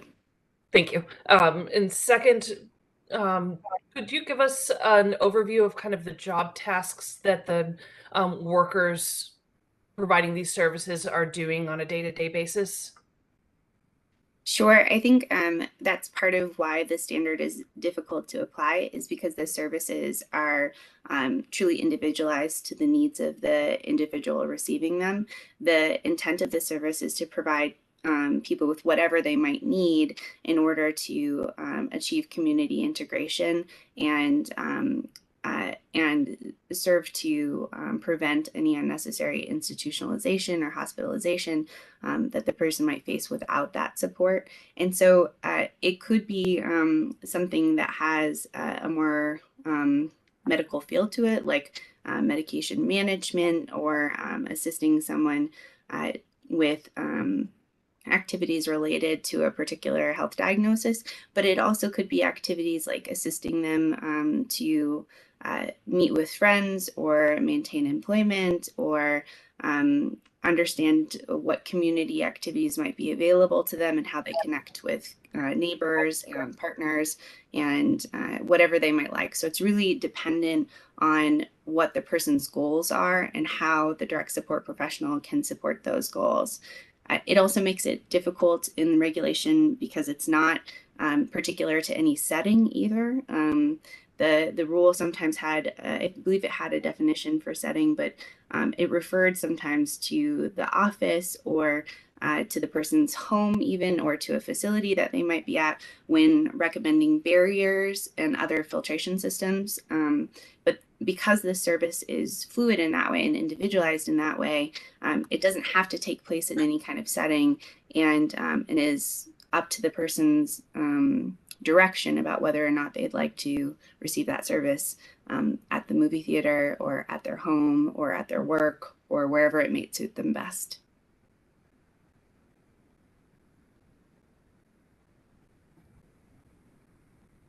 Thank you. And to follow up on that, you'd mentioned the standard occupation classification code. What SOC code do the employees generally fall under now? It is completely up to the state. The only reference to SOCs that the direct support professional is tied to is in rate setting. And so as the state determines what reimbursement that they will provide for that particular service, the state will often designate which codes they're using to reference the direct support professional. And it can be anything and is wildly different depending on what state you're in. So some states will use the personal health aid statistic. Many states use a blended statistic. So they'll say, well, it's 10% personal health aid, it's 15% camp counselor, it's 20% certified nursing assistant. It's they'll do a blend and then they'll list out what those services are. But there are there's no consistency across states in terms of which statistic they use to reference this particular job classification. And that's part of our hope in recommending that the Department of Labor consider a SOC specific to it, is so that there could be more standardization across states and how that job code is referenced. Thank you. I think I'm going to turn it over to another Jessica Schifano now. Thank you, Jessica. Just a couple more questions. Do you have any recommendations about how we might clarify the scope of this standard to address the issue that you've presented about today with the coverage of direct support professionals? I think the easiest way to be the most specific is to provide specific reference in whether or not OSHA intends for them to be within the scope or not. In most cases, we would recommend deferring regulatory oversight of the specific service to CMS as the agency most familiar with the service that can provide language that's most specific to the services that are offered. But in any case, whether deferring to CMS's regulations like OSHA has with that interplay of the vaccination and testing ETS and the omnibus rule that CMS had at the same time, working in tandem with CMS to ensure that the language is clear, but also to make sure that appropriate funding is available at the same time that new workforce requirements are put in place is paramount. That not only having that interplay for consistency of language is important, but when OSHA is requiring new workforce standards that might impact the reimbursement that's necessary for the service, having a good consistency of communication between the CMS's initiatives and OSHA's initiatives has a huge impact on access to home and community-based services. A big part of providing that overview of the state of America's drug support workforce is to impress that we are really working with an incredibly fragile system at this point. It's very difficult to find providers because of the workforce. If you're in a rural area, it's particularly difficult to find any provider at all, let alone choice of provider. And so anytime we add new financial requirements, or we add anything that might disincentivize the workforce from continuing to work with us, it has a huge impact on whether or not someone can find access to services at all. So just making sure that CMS and OSHA are working together to ensure access as well as safety is incredibly important. Thank you, Ms. Dawson. Do you have any information about the sorts of COVID protections that direct support professionals have been using throughout the pandemic in order to be protected? Well, so I think part of what I was mentioning earlier is the OSHA's regional interpretation of whether or not the healthcare ETS has applied to some of these services has been different. And so in some cases, you will see the healthcare ETS was applied to these services in certain states and not in other states. And so some of the time you may have seen the requirements of the healthcare ETS in certain places. CMS also provides their own regulations to ensure safety of the beneficiary. The COVID pandemic has really been a unique circumstance in which the protecting the beneficiary of the services and the workforce have sometimes simultaneous needs, and the same solution may apply for both.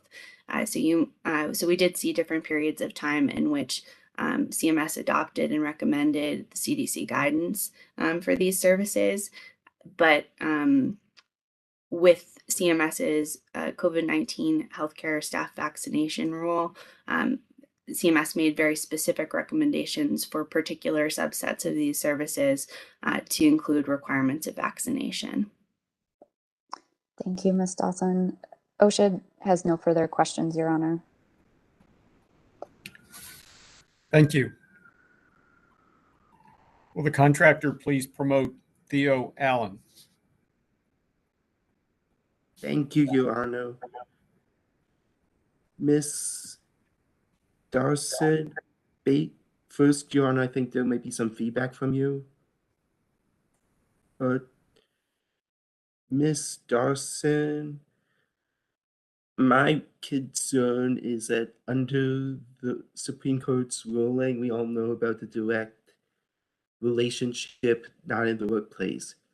From my experience, I've seen 24/7 home care, for example, and I know that that can differ drastically from where you have one person going to 8 or 10 different homes in a single shift in terms of risk to the healthcare worker and the patient if it's a single person living alone.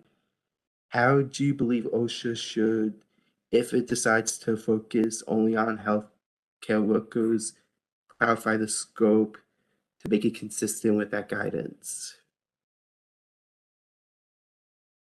How should OSHA narrow the scope to make it consistent with the CDC's guidance? I apologize, I didn't understand the question.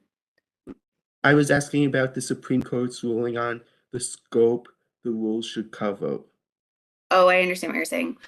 So the Supreme Court also upheld the CMS omnibus COVID-19 vaccination rule, demonstrating that CMS in these particular circumstances does have the authority to regulate in this area. And so again, we would defer that CMS has that authority and it continues to regulate in that area, in that particular subset of services.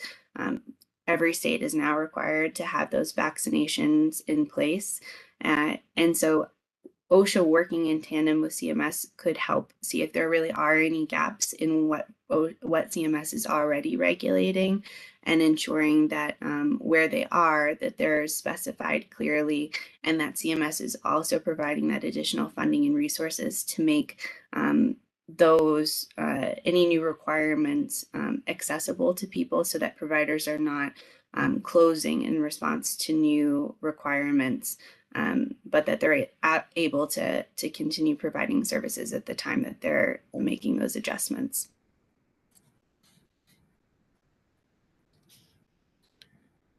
Thank you, Ms. Dawson. Are there other questions for this witness in the chat or star 3? There are no other hands raised at this time.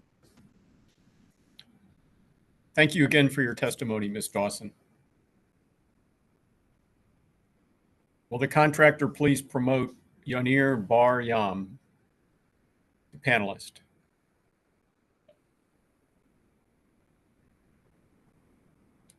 Mr. Bar-Yam, welcome back. Please state your name and affiliation again for the record, and then you may proceed with your 10 minutes.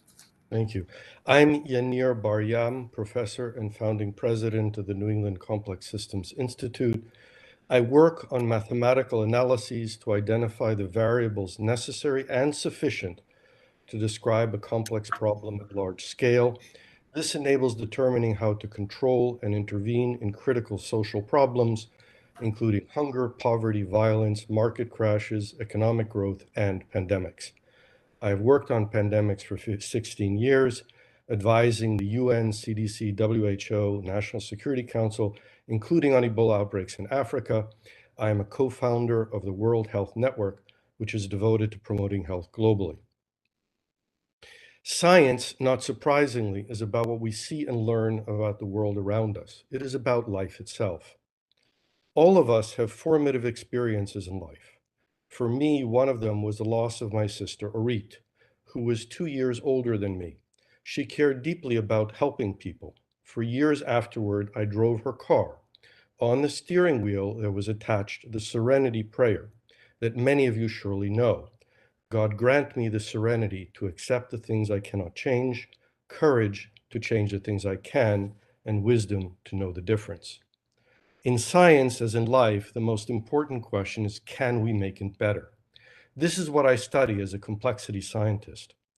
Today, I want to tell you that the pandemic has been mischaracterized as something that we can't control, even can't do anything about.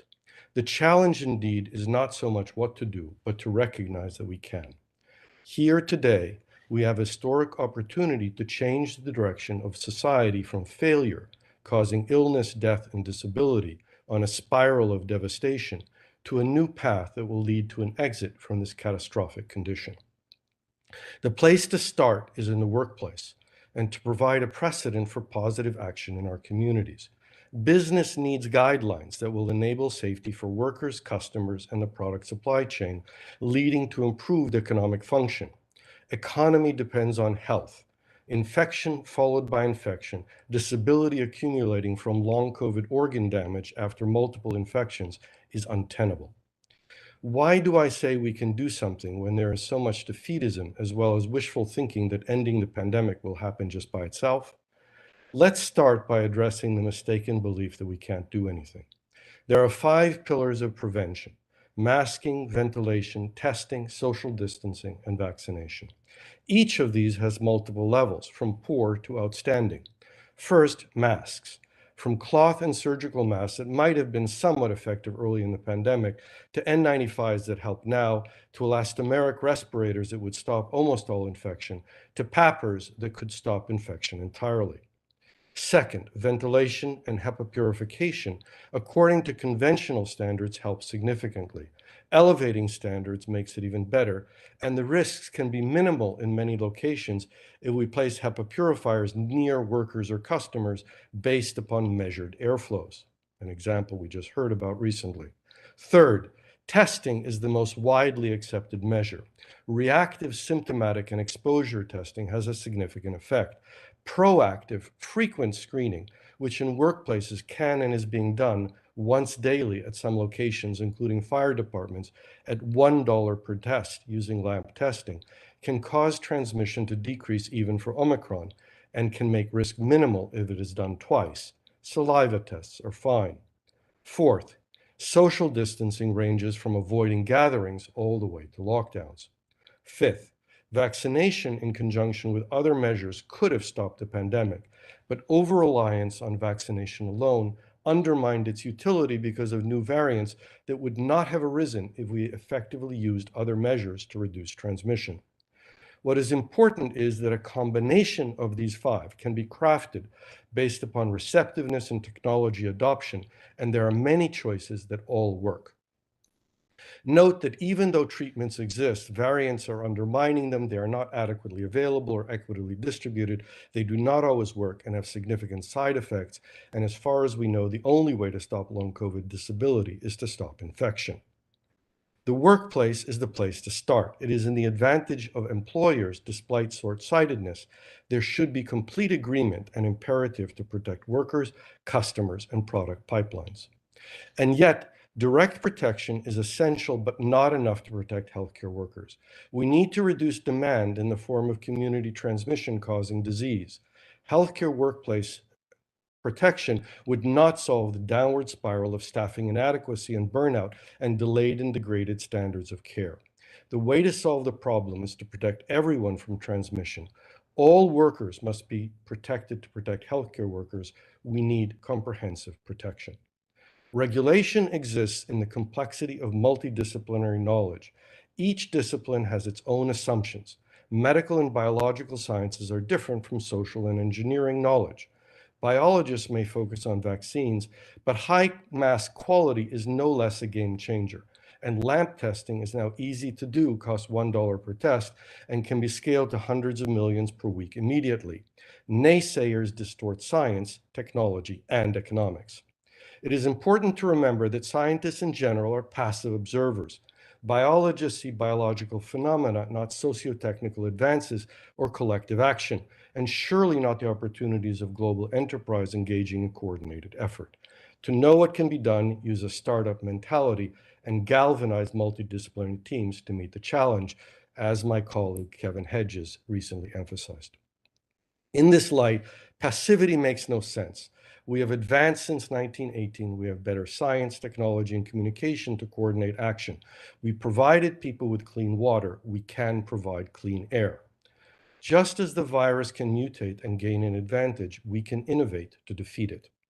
Our economic freedom-driven culture has a knee-jerk reaction, a desire for freedom from regulations. There are those who may say to themselves, I didn't have those expenses before, I shouldn't have them now.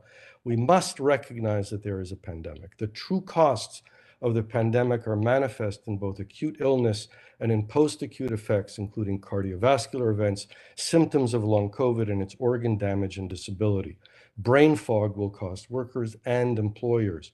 We will surely pay for short-sighted views that focus on comparatively minuscule costs of masking, ventilation, testing, sick leave and support, and other precautions.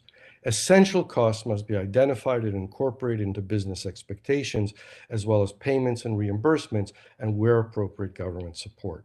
The real costs are from the disease, and this will get worse unless we act. I know a bit about unintended consequences, but it doesn't take a complexity scientist to know that prevention is the low-cost way. Unfortunately, we can't use CDC guidelines because they are simply not correct. Occupational health is part of public health, but CDC is not engaged now in public health. Finally, the often unrecognized part of the pandemic action is action when danger is low. Pandemics should not be thought of as waves, but as a fire. We know the solution is to put them out. Similarly, for pandemics, getting things to be a bit better is not enough. Can we do it? Multiple times we have achieved cases going down. When cases go down, focus and put the fire out. We have been suffering from the pandemic for 2 years, complaining about its effect on the economy. Should we suffer for another 2 or more? Should we sacrifice lives pretending it is inevitable or doesn't exist? The data shows strong action can reduce cases dramatically in 4 to 6 weeks. Then we only need to prevent a new wave so the fire is not rekindled. We just need to start. We have the know-how, we need the will. I hope you will recognize not just the challenge, but the opportunity to make a difference. Seize this opportunity. Thank you.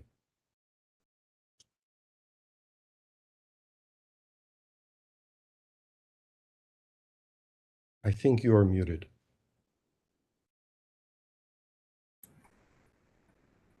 Thank you, sir. Does OSHA have questions of this witness? Thank you.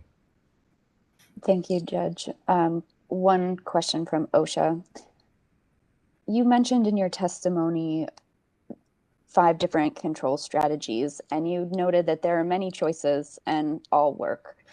So for an OSHA standard where we have to be specific about how employers should implement those strategies, or at least provide some direction to employers so that they might choose in a way that we can measure in enforcement and inspections, how would you suggest we take the menu of options that you've laid out and the suggestion that there's different ways to combine them and write that into an enforceable standard? We have been thinking about this, and the best answer is to identify several different levels of each of these precautions, and then to identify viable choices that combine among those levels. So if there are 3 levels in each of them, then one could identify how to choose a set of them that would give some flexibility to a particular enterprise or a particular context. And some of them are more appropriate to some contexts than to others, that's clear. And in general, for office workers, as for consumer-facing businesses, you would use different combinations, but there is a way to specify in terms of level of risk reduction, 10-fold, 100-fold, or 1,000-fold, what each of these measures can provide, and to recommend combinations of them as choices to be adopted. Thank you for that response, Mr. Baryam. I would recommend and suggest that if you do have additional specifics about how you would implement that approach of having different levels of precautions for different scenarios, most particularly in the healthcare setting, we would appreciate those thoughts in the post-hearing comment period. Thank you. That concludes the questions from OSHA, Your Honor.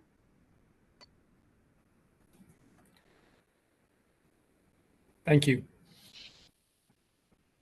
Will the contractor promote Kevin Hedges? Mr. Hedges, do you have a question for this witness? Yeah, hi, Yanir. So my question has to do is, we need to understand what went wrong to move forward. And so it's kind of a general question. It's around the World Health Organization.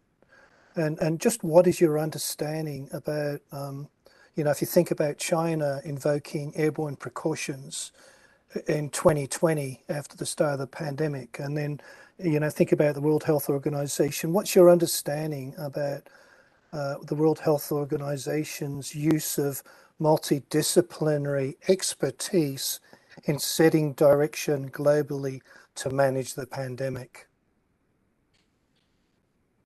Unfortunately, the challenge has not been met by multidisciplinary teams. And as one example, the WHO has been declaring what the economic consequences of actions are, even though the economists at IMF, for example, say exactly the opposite. So for some reason, the public health professionals who have studied medicine are declaring economic consequences and ignoring the economists. And this is an example that the airborne precaution is another one where engineers and those who understand airborne processes were marginalized relative to a traditional medical concept that doesn't apply in this context. So we are constantly faced by a push me, pull you of thinking that somehow is unable to galvanize the tremendous talents that we have globally in all disciplines to bring our efforts together to achieve the outcome that is a challenge for all of our society. We should not be faced with a situation that WHO does, which is to say, well, we have to do things very quickly, but don't do this, this, or this. Each of the things are playing a role. Each of the actions that we can take plays a role. If we do them well and in the right combination and at the right times, we know that we can accomplish a lot. But in order to do so, we have to use the tremendous knowledge that we actually have to accomplish the outcomes that we desire. Thank you. Will the contractor please promote Theo Allen? Thank you, Your Honor. Mr. Baryam, I know we've had many discussions on this, but I do have a question about how can OSHA use this complexity science under a framework where they have to decide what's a significant risk, what's disproportionately not in the scope of daily life, and what precautions for which industries should be implemented if you give them a large list and they need to narrow it down to a set of enforceable standards. Thank you, Theo. The key thing is that complexity science, there's a paper that I could submit if you'd like. It's called Why Complexity is Different. What the complexity science analysis can do is to identify what are the relevant variables, the things that actually matter. Because if you think about the complexity of the world, we are constantly faced with this challenge of too much information.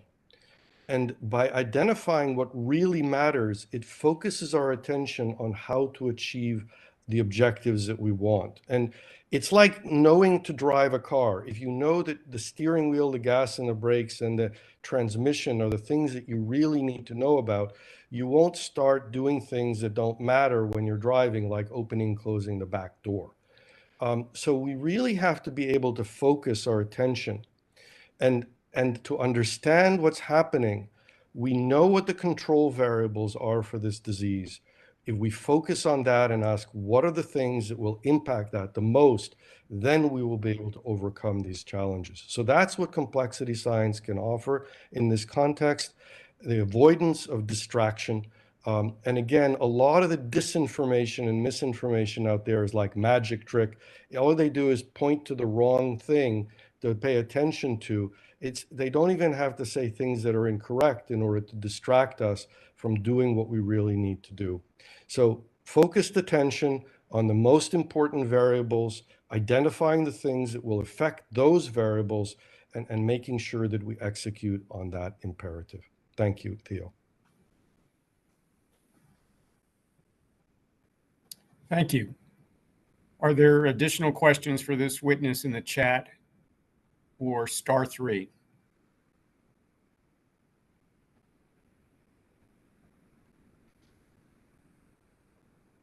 There are no other hands raised at this time. Mr. Baryam, thank you again for your testimony this afternoon. Thank you, Your Honor. Will Winifred Carson Smith raise their hand?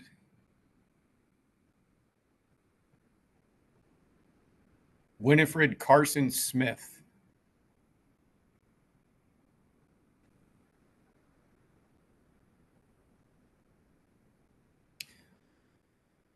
The next panel is from Premier Risk Management. Speaking are Tyson Gabriel and Dave Howard. Will Dave Howard please raise your hand? using the raise hand option on the toolbar. Mr. Howard, is that you? No, this is Mr. Gabriel. Mr. Howard's unable to attend today. Okay, thank you, sir. And please state your name and affiliation, if any, for the record, and then you may proceed with your 10 minutes. Yes, Your Honor. Thank you. My name is Tyson Gabriel, and I'm with Premier Risk Management. I've worked nearly 20 years as an industrial hygienist and occupational safety and health professional. I began my career with the U.S. Public Health Service, and my most notable projects as it relates to the subject matter were that I was a member of the team that reestablished the respiratory protection program for the U.S. Postal Service in the 2000s after their anthrax encounters. I performed annual respiratory protection training and qualitative fit testing for the ATF and GSA regions 7, 6, 7, 8, 9, and 10. Mr. Gabriel? Yes, sir. I'm going to just ask you, please, to speak slowly and enunciate a little more so our stenographer can capture your entire tesmony. Yes, sir. I You're a apologize. fast talker. Yeah, well, that's my southern accent. I apologize. I also conducted hundreds of industrial hygiene assessments for the U.S. Army Reserve Command. I trained on pathogenic exposure mitigation and delivered a train-the-trainer class on qualitative fit testing for the USDA and CBP during the 2009 pandemic. I left the government and continued as an industrial hygienist and safety professional in the private sector. I developed and implemented ISO-compliant environmental health and safety programs in the heavy equipment maintenance, mining, construction, energy extraction, pharmaceutical, manufacturing, and interstate fleet compliance industries. I now work for Premier Risk Management as a risk consultant and utilize my accumulated professional expertise for my company's diverse client base. There were two responses to the pandemic, which consisted of a medical response and an exposure mitigation response. Many have inaccurately assumed that the medical industry has expertise in both areas. The medical industry as a whole has shortcomings in exposure science competencies and is in fact a customer to the exposure science industry known as industrial hygiene. While I recognize the obvious significance that medical science is required for a competent pandemic response, I contend with the assumption that medical scientists are the qualified people to recommend exposure mitigation strategies. History has shown that the medical profession needs help in this area. An example of the issues in training of control measures in the medical field occurred during the Ebola outbreak in 2014. A hospital in Dallas, Texas took in Ebola patients and found themselves completely unprepared. The medical professionals got on the internet and unprofessionally used PPE. As a result, nurses were exposed and became infected. Moreover, it can be assumed that the nurses were not fit tested for respirator use and no training on their control plan was provided. Thankfully, nurses involved survived this incompetency. Even early in the current pandemic, we witnessed firsthand the lack of training in the medical field on general PPE use. Petite nurses were wearing large disposable N95 respirators and were clearly not fit tested. In some cases, they took the bottom strap off, while others had their disposable N95 respirator on upside down. In addition, I witnessed doctors wearing surgical masks with the disposable N95 respirator on top of it. This is improper use because the face mask was preventing the respirator from capturing a seal to the face. There are even pictures of the famous Chinese Dr. Li, who warned the world about the incoming pandemic wearing his PPE in the same fashion as the before mentioned doctors. Unfortunately, Dr. Li's improper use and choice of PPE was likely a contributing factor to his fatal exposure to the COVID-19 virus. A friend of mine who works as an instructor for an Osha education center shared the story about his wife who works as a nurse in a Phoenix area hospital. She suffers from a pulmonary disease and was forced to wear an N95 at work. When her husband became aware of this scenario, he intervened because of the obvious risk created by her employer. He learned that the hospital personnel who were able to get this implemented did so without following the respiratory protection standard found within the CFR. Nobody had gone through any respiratory protection training, no medical evaluations, no fit testing, and no instruction on the respirators, change-out schedule, maintenance, how to fit check, etc. He was able to get this corrected, but he learned the decision makers at the hospital believed that they were exempt from OSHA because they worked in the medical field. More incompetence and hubris from the unqualified. We have been in several conversations with doctors and school administrators on COVID-19 exposure mitigation tactics and have been met with the straw man argument that nobody really knows which exposure control measures are working and which ones work better than others. Clearly, they did not have any competencies in exposure sciences or the hierarchy of controls. The inadequacies of the medical industry's comprehension of exposure mitigation are further illustrated in about 90% of the OSHA citations that involve the pandemic are in fact in the medical industry. Their citations consistently revolve around violations of the regulatory standards in PPE and respiratory protection. If these are the experts, then why are they having these shortcomings? Even for this hearing, I read a paper submitted by a group on face covering use. They, like many in the medical industry, conflate N95s with masks and are treating the face covering as some kind of engineering control, as though you put it on and it works like flipping on a light switch. Yet nobody accounts for the associated behaviors that null the face coverings and turn them into risk points. Considering that human behavior accounts for 90 to 95% of the reason why safety and health programs fail. PPE should be a layered element, not a foundational one. Their study used port accounts and reminded me of the quantitative method for comparative assessment of particle removal efficiency of fabric masks as alternatives to standard surgical masks for PPE, which is a popular study on the CDC's website that also used port accounts. This study did not have their equipment calibrated and had the mask wearer put on a nylon wrap around her face and mask, not breathe, not talk, or move her head during each sample to achieve their results. Ironically, this ridiculous study continues to be used by the CDC and public health officials to claim that masks offer protection to the wearer. What needs to be made clear is that PPE is a last line of defense, not a silver bullet solution. OSHA has established tools and processes in place to address this issue for the medical field. I propose that OSHA deal with this measure by doing the following three things. First, develop a logical infectious disease standard that involves blood and airborne pathogens, to include with specific fact sheets for COVID-19 exposure mitigation for the medical industry. Be sure the standard offers clarity of the following. Provide record-keeping requirements with what constitutes as a workplace exposure and investigative guidelines. Are driven by the hierarchy of controls and prioritize each mitigation effort accordingly to include a layer approach with PPE and administrative controls. However, it should be focused on the strategy of dilution, filtration, and destruction of the pathogen and focus on engineering controls such as ventilation, negative pressure, and UVGI technology, which we've seen success with in our firm. Identify the differences between qualified and competent personnel in the subject matter, with examples of the type of training and professions that generate such qualified and competent professionals. Have such qualified personnel develop site-specific plans with competent personnel managing it at the micro level. Have a requirement that these fact sheets be posted in the healthcare work environment. Please do not take the same path that the CDC did by continuing the universal mask in any PPE requirement. The CDC used flawed research with flawed methodologies to validate their mask guidance. My team and I developed a 1-hour documentary breaking down their failings, and I can send that as an exhibit. We also researched the recent CDC mask guidance of masks and respirators and identified several CFR violations.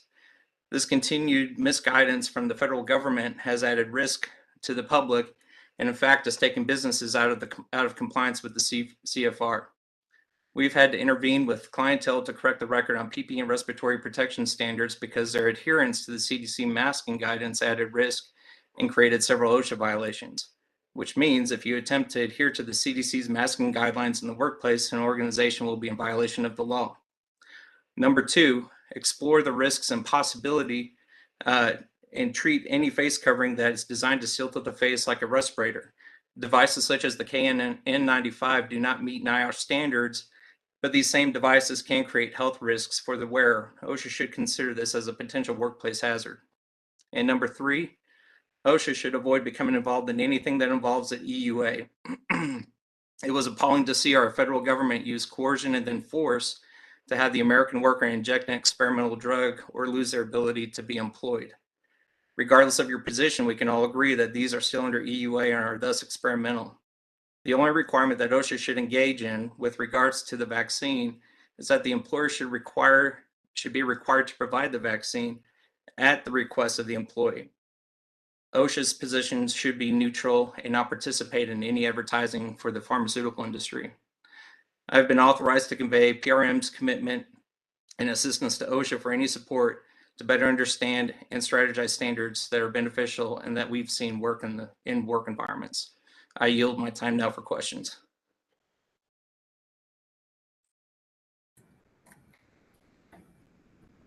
Thank you. Does OSHA have questions for this witness?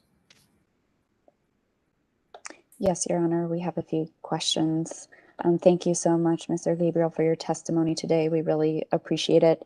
You mentioned in your testimony that you were recommending qualified and competent professionals develop the plans and manage the implementation of those plans. Could you talk a little bit more about what credentials or background such a qualified or competent professional would have?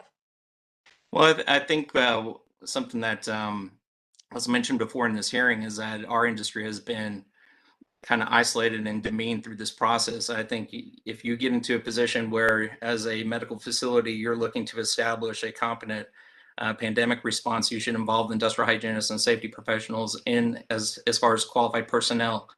Competent personnel, much like we see in the construction industry, they can go through training to get them up to that level and also be given directives on how to manage the program there at the site level. And I think that's the kind of direction that we need to go with this. As the example that I showed or that I talked about with my friend, he was just appalled at the when he went in and investigated and found that the people that they were relying on didn't have a structured understanding of basic CFR requirements. We really think that this will help the medical field, especially because what we need to see is we need to see medical workers protected the most right now, and also be able to have them have long-term success with future pandemics and future exposures that are going to be coming down the path. Excuse me. Thank you. And just to follow up to that question in your response, we've had at least one witness throughout this hearing that suggested that OSHA should not require a COVID-19 safety coordinator to implement a COVID safety plan. So based on your risk assessment experience, do you find it's helpful to have a single person in charge? I do, yeah, and that could be a competent person, and giving them a basic understanding of the foundations of how the program is supposed to be implemented and operated. I think that will deliver and alleviate a lot of the problems. A lot of our clients, when we work with them, we for example, I'll go into a business that may not have hundreds of employees, but might have maybe 50 employees, 40 employees. And what I will do is I will train competent personnel on how to manage the program at their micro level. And I think that that's the kind of thing that we need to look at for the medical industry, is to give them that capability to be able to manage it at their site level, but also have an understanding where to go to for long-term capabilities, as far as especially if we have something that changes, because that's one of the things with the standard that I recommend that we do is we come up with a foundation, but then we also leave room open for the different pathogen that might be coming down the pike. Thank you. And you mentioned that you have personal experience working with employers with 40 or 50 employees.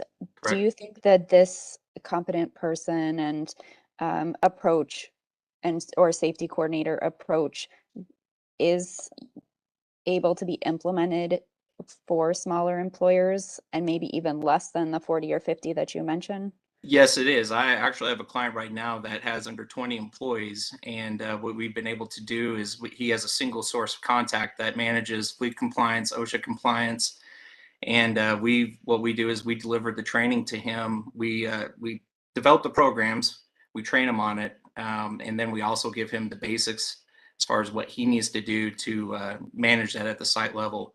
And we've found that that's a more efficient approach to be able to have someone internally as a point of contact, instead of, especially if you're looking at like an HR group, for example. If you have an HR coordinator that could poses this, or an employer could actually hire a person that manages all forms of compliance, especially when they're a smaller employer, it's something that they're capable of handling. So some of the coordinators that you're talking about, they do not necessarily have specific safety and health training or background in this, but you're able to, in your experience, work with them, train them, and allow them to serve in this role? Yeah, yes, ma'am. It varies. There are some people that do go to school and will come out with some kind of safety experience, but I've had success with training individuals and spending extensive time. It obviously experience, it takes years for that to accumulate, but a lot of the competencies, when you have a regulation like the respiratory protection standard, it's pretty specific on what needs to be done. So you can craft procedures that enable that person at the site level to be able to implement that and strategically schedule people in for their annual fit test, to annual trainings, and also gives the employees a point of contact to go to deliver shortcomings. Maybe if there's a shortage of PPE or shortages of other measures, they have a person that they can contact to hold accountable to making sure that the employees have that access. Thank you very much, Mr. Gabriel. You're No welcome. additional questions from OSHA, Your Honor. Thank you. Will the contractor please promote Theo Allen? Thank you. And Your Honor, for the record, I intend to be submitting a list of questions as soon as I'm done with this that I couldn't ask today or previously, but I do have one question for the witness. You may proceed. Question for the witness is regarding medical evaluations. And I get that it's important in settings like, for example, the heat exposure concerns that OSHA is going to be discussing tomorrow, mining, firefighting, or places where you have other concerns about worker safety. Is there any evidence that these medical evaluations in the context of COVID, TB, or healthcare to wear a respirator in light of what the public has seen over the last 2 years makes sense? And I would like an exhibit number, Your Honor. I'll say this, in my general experience that I've seen, I've actually dealt with employees. I've managed safety and health programs for companies big and small, and I've seen the need for a medical evaluation to ensure that they don't have some kind of health issue that could be activated by respiratory protection use. There's absolutely value to that, and I think that should continue. Actually, be more more.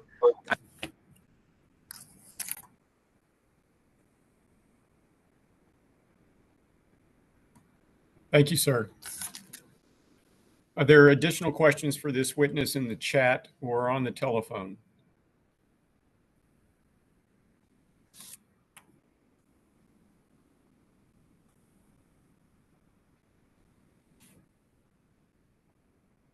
There are none at this time.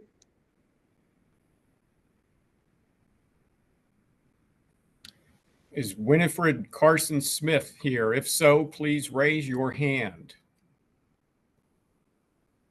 or press *3 on your phone.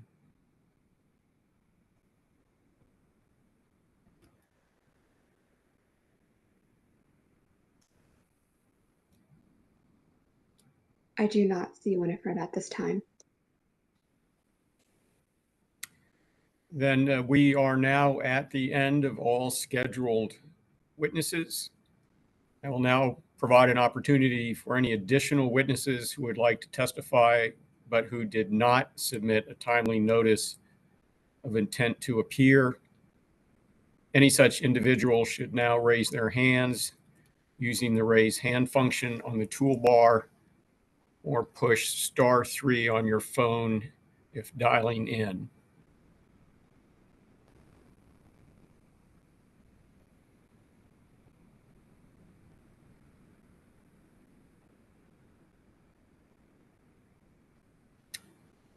Apparently, we have no additional witnesses. Does the solicitor OSHA have anything further? I don't believe so, Your Honor. And we got all the exhibits in.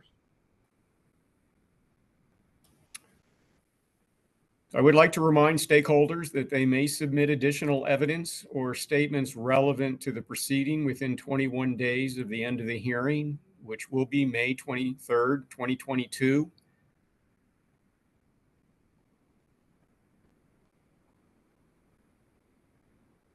You may send them to ets@dol.gov.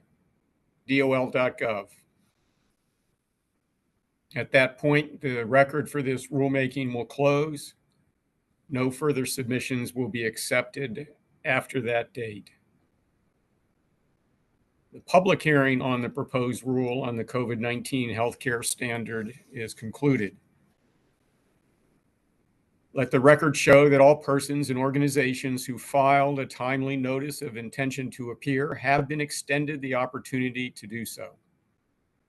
Let the record also show that in every instance following the presentation of oral comments and testimony, an opportunity has been extended for questioning of the witnesses by public hearing attendees and members of OSHA's panel. On behalf of the Department of Labor, I wish to publicly thank all those who gave of their time and testimony to contribute to this important hearing.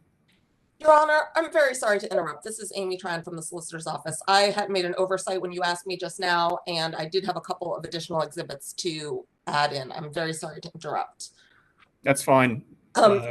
We had admitted the hearing schedule as Exhibit 2, but because there have been some changes during the course of the hearing, we would like to enter the final amended hearing schedule as Exhibit 2B, please.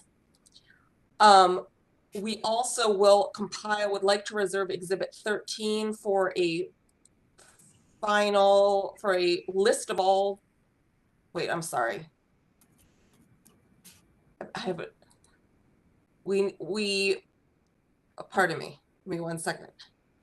Oh yes, we'd like to reserve Exhibit 13, which will be a list of all of the overflow questions that people have submitted to ETS or will have submitted to ETS.gov at DOL.gov by 5 p.m. today. OSHA will assemble all of those questions into one exhibit, and we'd like to reserve Exhibit 13 for that. So Exhibit 2B, is there a 2A? Oh, I guess 2A, if the hearing, the previous schedule is Exhibit 2. So however, we would like to mark maybe perhaps 2A rather, 2 and 2A, if that's how Your Honor would like to do it. Well, it's whatever you want. I just, if you have 2B, then the implication is there. Right, it doesn't matter. Let's call it 2A. 2A will be Okay. better. 2 and 2A. So we'll keep 2, and then 2A is the final modified schedule. Correct. And then 13 is the list of overflow questions that we were not able to get to during the oral questioning and Q&A session that OSHA or SOL will provide to the witnesses to give the opportunity to answer during their post-hearing comments. Correct. Exhibits 2A and 13 are admitted. Thank you very much. And again, I apologize for the oversight. So again, on behalf of the Department of Labor, I do wish to publicly thank all those who gave of their time and testimony to contribute to this important hearing. To all participants, thank you for your interest in this matter. And with that, this hearing is hereby